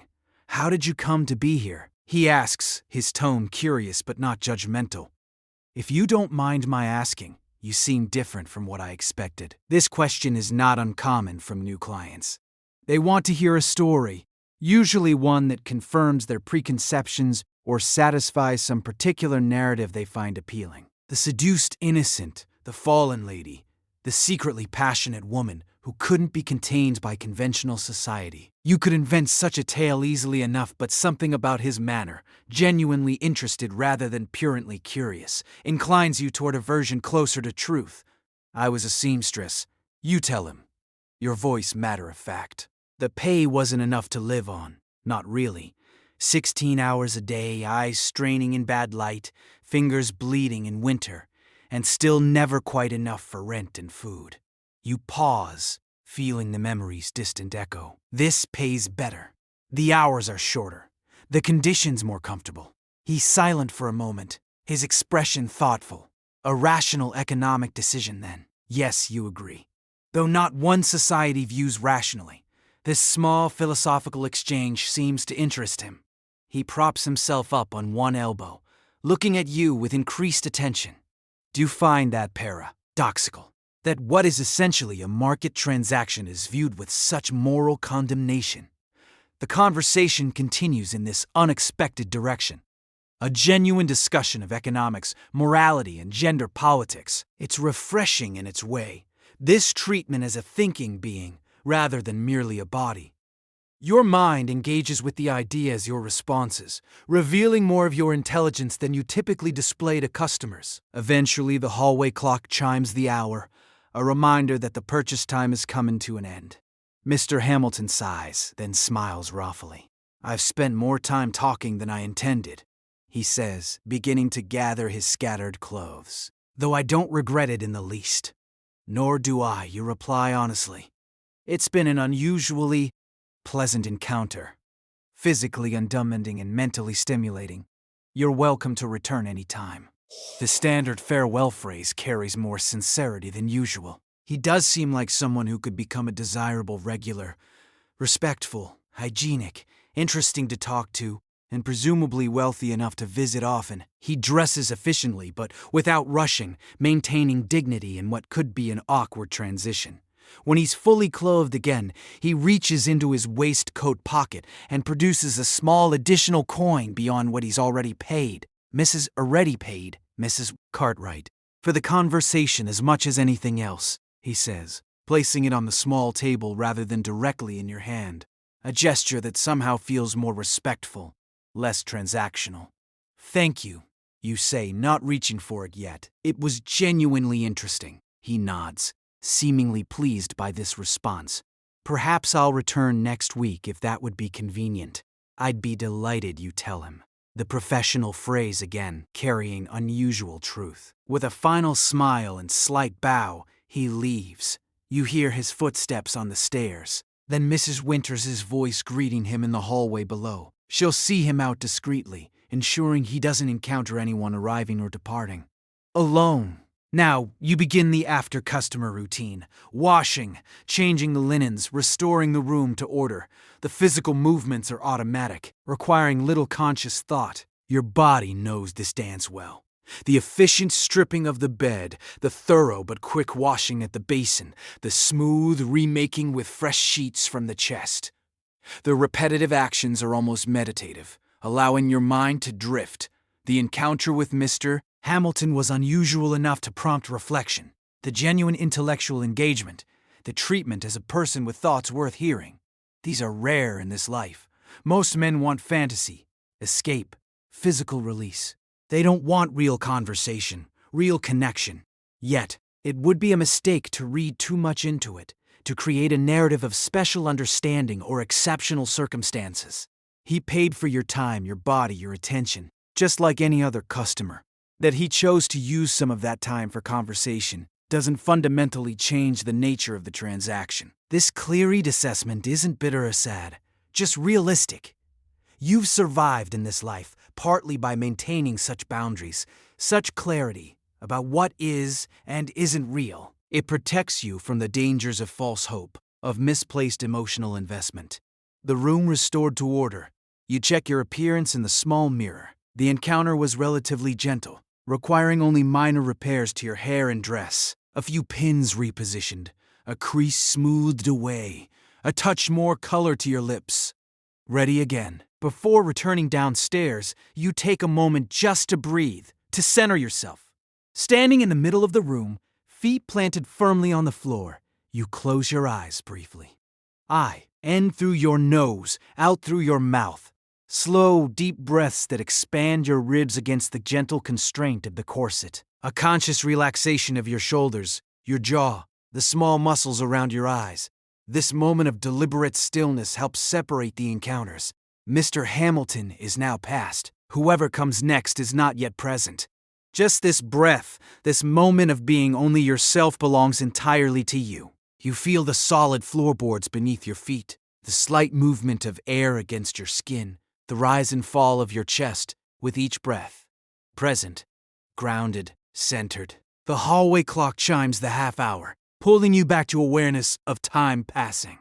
You open your eyes, take one more deep breath, and move toward the door. The silk of your dress whispers around you as you walk, a gentle accompaniment to your movement. Your hand on the doorknob is steady, your posture balanced and poised, ready for whoever comes next. The house has taken on its full evening rhythm now.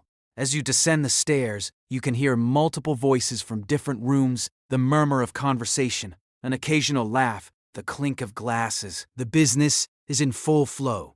The carefully orchestrated dance of supply and demand, desire and fulfillment, fantasy and reality playing out behind multiple closed doors. In the parlor, you find Lily alone, rearranging the sherry glasses and straightening the cushions between customers.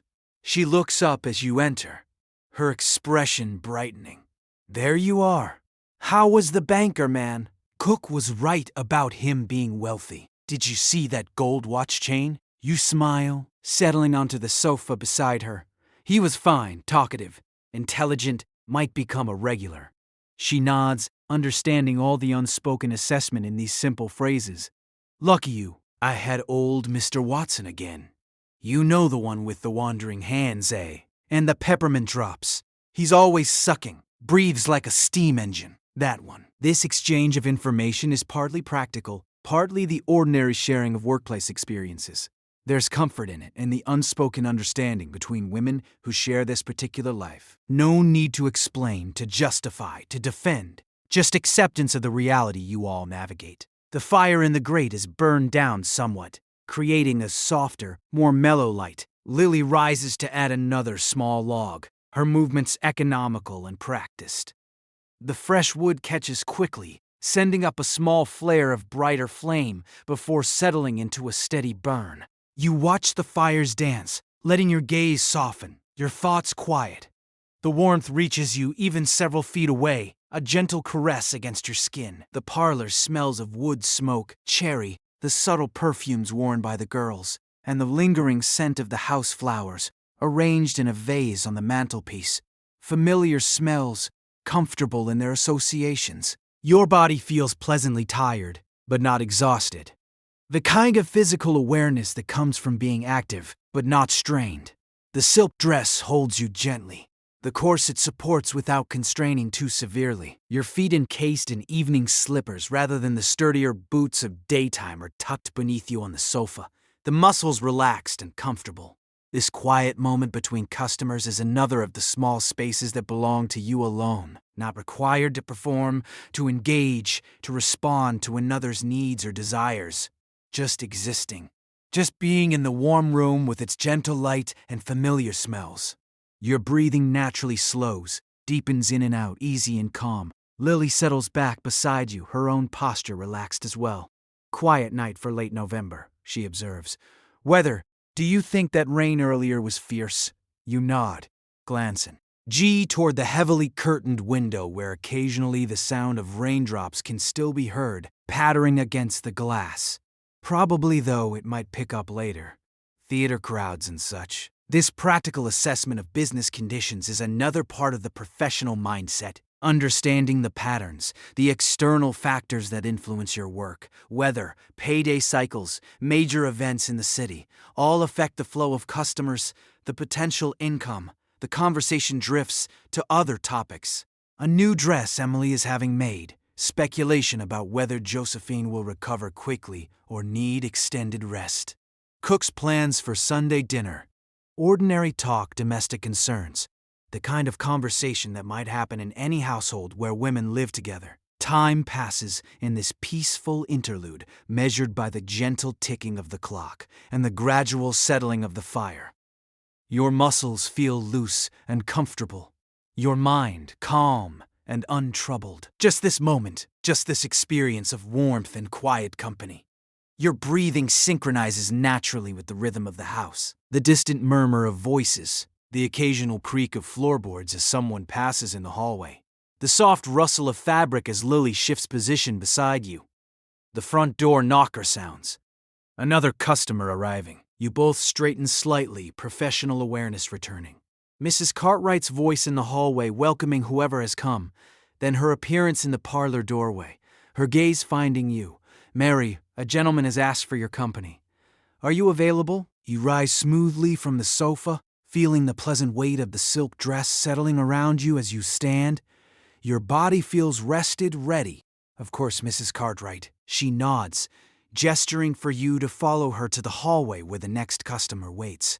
As you move forward, you're aware of the balanced precision of your steps, the gentle sway of your skirts, the deep, even rhythm of your breathing, centered, grounded, present in your body.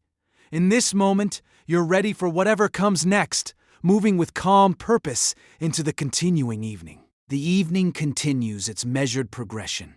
One customer following another in the carefully managed rhythm of the house. Some faces familiar, some new, some encounters brief and straightforward, others more complex. Throughout it all, you maintain the professional persona, attentive, charming, apparently delighted by each man's company, regardless of the reality. By 11 o'clock, there's a natural lull. The early evening customers have departed. The later ones, those coming from theaters or gentlemen's clubs, haven't yet arrived. The house settles into a brief quietude. The girls gathering in the kitchen for a light supper and restorative cup of tea. The kitchen at this hour has its own particular charm. The main cooking for the day is done, but the large range still radiates comfortable heat. The air smells of baked bread and the beef stew from dinner with undertones of soap from the washing up and the ever-present coal smoke that permeates all of London. Cook has gone to bed. Her day starts earliest, but she's left out bread, cheese, cold meats, and a fruit tart for the girls to help themselves. You sink gratefully into a chair at the kitchen table, feeling the solid wood support your weight. The evening's activities have left you tired but not exhausted, your body aware of its exertions but not strained beyond comfort. The chair cradles you, allowing your muscles to release some of their careful control. That's nice. Just letting yourself relax a bit. Emily is already seated, her plate bearing a modest selection of bread and cheese. Her green silk dress is slightly crumpled now, her carefully arranged hair beginning to loosen fest. Its pins. The evening's work shows in these small details, these gradual erosions of the perfect image constructed hours earlier. Busy night, you ask, reaching for a plate. She nods, swallowing a bite of cheese. 4 already, and Mrs. Cartwright says there might be a group coming later. Some gentlemen from a club dinner. Lily enters as Emily speaks, catching the last words. I heard the same private dining room at the George. Apparently 6 or 8 men at least if they all come. This news prompts mixed feelings. More customers means more income, but also more work when you're already feeling the evening's effects. Still, it's what you're here for, the purpose of this life. You select some bread, cheese, and a slice of cold beef, arranging them neatly on your plate. The simple food is appealing after the evening's exertions. Substantial, satisfying, no pretense or performance required in its consumption. Sarah joins you, bringing the teapot from where it keeps warm at the edge of the range. The familiar ritual of pouring follows, the steaming amber liquid flowing into cups, the offer of milk or sugar. The appreciative first sip. The tea is strong and sweet, reviving after hours of professional smiles and calculated charm. The conversation around the table is desultory, relaxed. No one has much energy for elaborate discussion or significant topics. Instead, there are small observations, minor complaints, the exchange of brief anecdotes about the evening's customers. It's comfortable. This shared understanding, this common experience that needs no explanation or justification. You feel yourself unwinding further in this peaceful interlude. The tea's warmth spreads through your chest. The food satisfies your hunger. The familiar company soothes your social self. Your breathing deepens naturally, your shoulders dropping slightly as tension continues to release. Just sigh now. That's it, too soon. The respite ends. Mrs. Winters appears in the kitchen doorway, her perpetually serious expression perhaps a touch more severe than usual. They're here, she announces without preamble. 6 gentlemen from the club. Dinner. Mrs. Cartwright wants everyone in the parlor immediately. There's a collective sigh, quickly suppressed. Professional responsibility reasserts itself. Plates are set aside, teacups drained, hasty checks made of hair and dress. The brief period of relaxation recedes, replaced by the necessary focus of work. In the parlor, Mrs. Cartwright is already entertaining the new arrivals. 6 men, as reported, ranging in age from perhaps 30 to 60, all in evening dress that shows signs of a lengthy dinner, slightly loosened cravatas, waistcoats bearing minor stains of wine or food. Their voices are louder than the usual parlor tone, their laughter more frequent, the effects of good wine and male companionship making them less restrained than solitary visitors. Mrs. Cartwright looks up as you and the other girls enter, her expression revealing nothing but professional welcome. Here are the ladies now, gentlemen. May I present Emily, Lily, Sarah, and Mary? I'm sure you'll find their company most agreeable. What follows is a more complex negotiation than usual. With multiple customers and multiple girls, there must be sorting, matching, agreement on who goes with whom. Some men have preferences. They like blondes or petite figures or a certain manner. Some girls have their own preferences or specialties. Mrs. Cartwright orchestrates this delicate process with practiced skill, ensuring everyone is satisfied without anyone feeling they've received less than their companions. You find yourself paired with one of the younger men, perhaps 32 or 33, with dark hair already receding slightly and a neat mustache. He introduces himself as Edwa, third, speaking in the careful enunciation of someone monitoring their sobriety with limited success. "Delighted," he says, bowing slightly over your hand. "Absolutely delighted. And may I say, the blue of your dress is most becoming." The standard compliment is delivered with sufficient warmth to suggest he actually means it, or at least believes he does in this moment. You smile, thanking him with the practiced grace that such comments always receive. The professional machinery of your mind is already assessing, categorizing, planning the approach. Slightly drunk, but not incapacitated. Eager, but not aggressive. Probably married. There's a pale band on his finger where a ring has been recently removed. The conversation that follows is predictable in its progression. Light social topics giving way to more personal observations. The gradual introduction of flirtatious elements. The subtle transition from talking to touching. Your body performs its role automatically. The right expressions. The appropriate responses to his increasingly bold compliments. The carefully calculated physical proximity that encourages without promising too much too soon. Eventually, the moment arrives when the parlor conversation has served its purpose. Like a well-rehearsed play, all the couples reach this point within minutes of each other. Pairs rising from chairs and sofas, moving toward the hallway and the stairs beyond, each girl leading her customer to the appropriate room. The encounter with Edward is unremarkable, neither particularly pleasant nor especially difficult.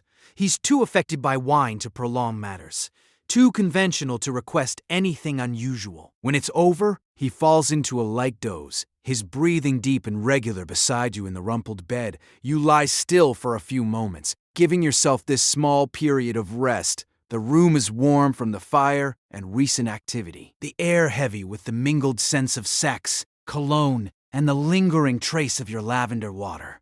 Outside, rain has begun again, pattering against a window in an irregular rhythm. Distant sounds filter through the house. Voices, laughter, the creak of floorboards as someone passes in the hallway. Your body feels the familiar sensations of these moments after the slight stickiness of skin, the particular muscular awareness that follows such activities, the gradual return to normal breathing, not unpleasant, just physical realities, the body's honest responses beneath the professional performance. Edward stirs beside you, moving from doze to wakefulness with a small start. "Oh," he says, momentarily confused. I do apologize." "Not at all," you assure him, the professional voice returning smoothly. "You seemed peaceful. I didn't wish to disturb you." He smiles, relieved by this gracious interpretation of his brief lapse. The aftermath proceeds according to the usual pattern. Brief, slightly awkward conversation. The careful separation of bodies. The methodical reclaiming of scattered clothing. You help him with his cravat, your fingers deft with the familiar knot. He thanks you with genuine gratitude for this small service, for the larger one preceding it, for the entire constructed experience that allows him to return to his normal life with certain needs, satisfied and his self-image intact. Once he's gone, you perform the now familiar routine of restoration, washing, changing linens, ordering the room. The physical actions are automatic, requiring little conscious thought. Your body knows these movements, performs them with economical grace, while your mind drifts in the quiet aftermath. It's been a long day, you realize, from the early morning awakening, through the various phases, chores, doctor's visit, afternoon customer, evening preparations, multiple evening clients, each requiring different aspects of yourself, different kinds of attention and performance.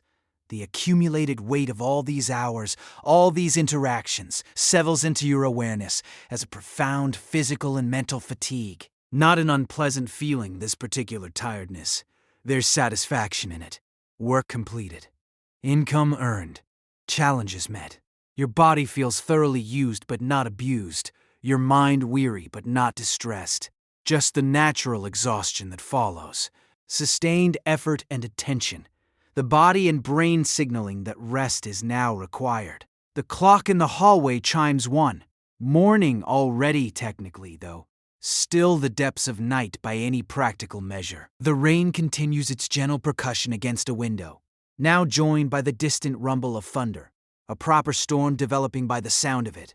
You finish the room's restoration and check your appearance one final time. The blue silk dress is definitely showing the effects of the long evening. Small creases set in, a slight loosening of the careful fit. Your hair has partially escaped its pins despite repeated adjustments, and the subtle cosmetics have worn away to almost nothing. Still presentable, but the immaculate image of early evening is long gone. Returning downstairs, you find the parlor empty except for Mrs. Cartwright, who sits in her customary chair, completing some notes in her account book. She looks up as you enter, her shrewd eyes taking in your appearance with a single glance. "I believe that's all for tonight, Mary," she says, her voice showing the first hints of her own fatigue. "The last gentlemen have gone, and I don't expect more at this hour, especially with the weather turning." Relief flows through you at these words. Permission to end the workday. To shed the professional persona. To retire to the privacy of your own true bed and genuine rest. "Thank you, Mrs. Cartwright. Shall I help with anything before going up?" She shakes her head, closing her book with a decisive movement. "No need. Mrs. Winters has seen to the doors and windows. Cook will handle things in the morning as usual." She rises, smoothing her purple silk with automatic precision. "Good night, then." "Good night, Mrs. Cartwright." This brief exchange marks the official end of the working day. The transition back to private existence. You climb the stairs to the top floor, each step requiring slightly more effort than it did hours earlier. Your body is definitely ready for rest, the accumulated fatigue of the day making itself fully known now that professional demands have ceased. The bedroom you share with Lily welcomes you with its familiar simplicity. No customers ever come here. This is purely private space. The one place in the house that belongs just to you and your roommate. The 2 narrow beds with their plain cotton sheets and wool blankets. The small chest where your daytime clothes and few personal possessions are stored. The washstand with its ordinary pottery basin rather than the fine china of the customer rooms. Lily is already here seated on her bed in her nightdress, brushing out her long auburn hair with slow, tired strokes. She looks up as you enter, offering a smile that carries all the shared understanding of your common life. "Finished for the night?" she asks, continuing her brushing. "Yes, thank God, Mrs. Fopper." Cartwright says that's all with the storm coming on. You begin the process of undressing, your fingers working at buttons and hooks with automatic skill despite their tiredness. "How was your evening?" she asks. She shrugs, the gesture eloquent in its simplicity. "The usual. Nothing remarkable. Made decent money, though. That last one was generous." This exchange of minimal information is enough.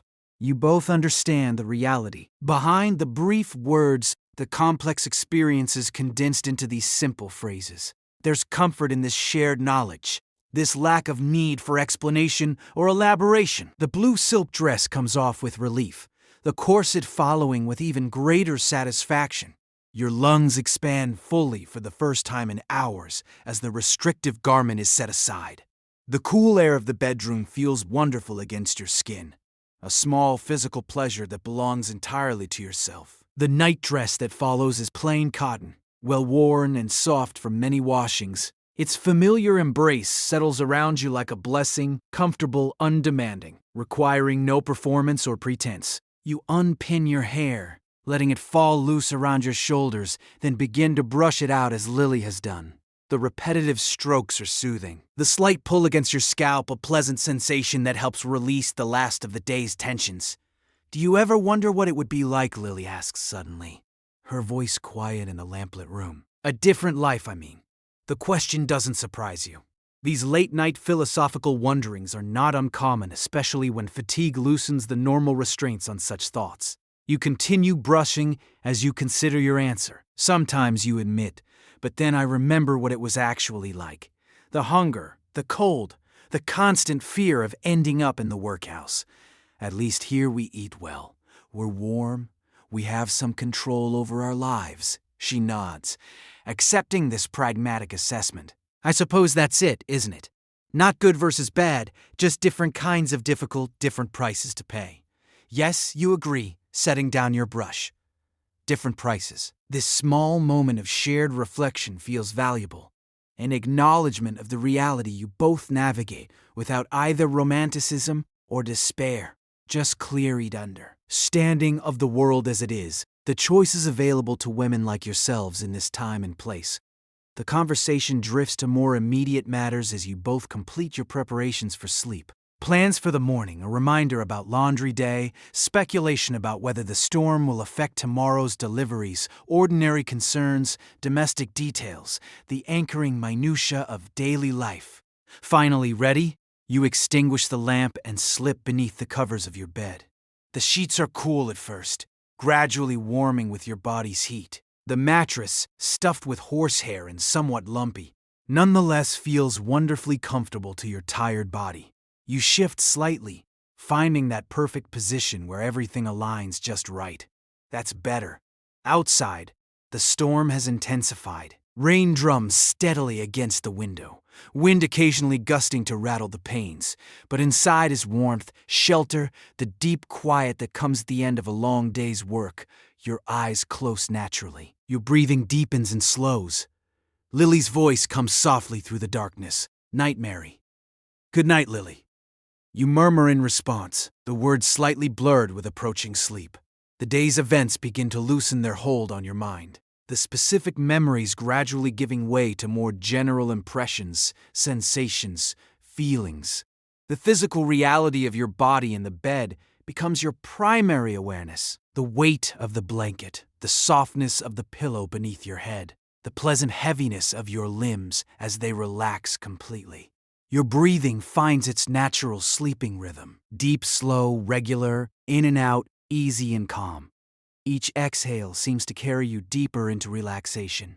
Each inhale brings you closer to the waiting realm of sleep. Your mind grows quiet, thoughts becoming less distinct, less demanding of attention. The sounds of the storm outside creature, a perfect backdrop for sleep. The steady patter of rain, the occasional rumble of thunder now more distant, the soft sighing of wind around the house's corners, nature's lullaby ancient and effective. Your consciousness begins to drift on this gentle sea of sound, floating rather than swimming, carried rather than moving through your own effort. In this drowsy state, at the threshold of sleep, a kind of wisdom sometimes emerges, not the sharp clarity of full wakefulness, nor the chaotic imagery of dreams, but something in between, a perspective that sees beyond the immediate struggles and small victories of daily existence to the broader patterns of human experience. Your life in this Victorian brothel is just one tiny thread in the vast tapestry of women's experiences throughout history. Difficult, yes, dangerous in its way, morally condemned by the society, that simultaneously creates the conditions that make it necessary and the demand that makes it profitable, but also a place of certain freedoms unavailable elsewhere. Economic independence, however limited, female solidarity, however complicated by competition, control over your daily existence, however constrained by larger social forces. The weight of history, of all the women who came before you, finding their complex paths through similarly constrained choices, feels momentarily present, not as a burden, but as a kind of company. You're not the first to navigate these waters, not the last. The particulars change, the fashions, the specific economics, the exact social structures, but some essential quality of the experience remains constant across time. This thought brings a strange comfort as you sink deeper towards sleep. Your breathing gets even slower, your body heavier against the mattress. So comfortable now, just letting go completely. The Victorian world outside continues its complex dance. The CT social hierarchies, the profound inequalities, the elaborate hypocrisies that allow it all to function. But here in this room, in this moment, there's just the simple reality of a human body needing rest. A mind seeking the renewal of sleep, the most basic requirements of existence, unchanged since the beginning of humanity. Your awareness of the room grows dimmer as sleep approaches more closely. The physical sensations of the bed, the sounds of the storm, even the awareness of your own breathing all begin to fade, to recede like a tide pulling back from shore. What remains is just a gentle floating feeling, a peaceful drifting toward unconsciousness. Sleep now. Let yourself sink deeper into that perfect relaxation. Your eyelids are heavy, so heavy it would take too much effort to open them now, even if you wanted to, which you don't. You just want to drift all the way down into deep, restful sleep. That's it. Just let go completely. The day is done. The work is finished. Nothing more required of you now except to rest, to renew, to dream perhaps of different possibilities, different worlds. But for now, just sleep. Deep and peaceful, easy and calm. Sleep now. Sleep well. Drifting deeper with each breath. Down and down into perfect, complete,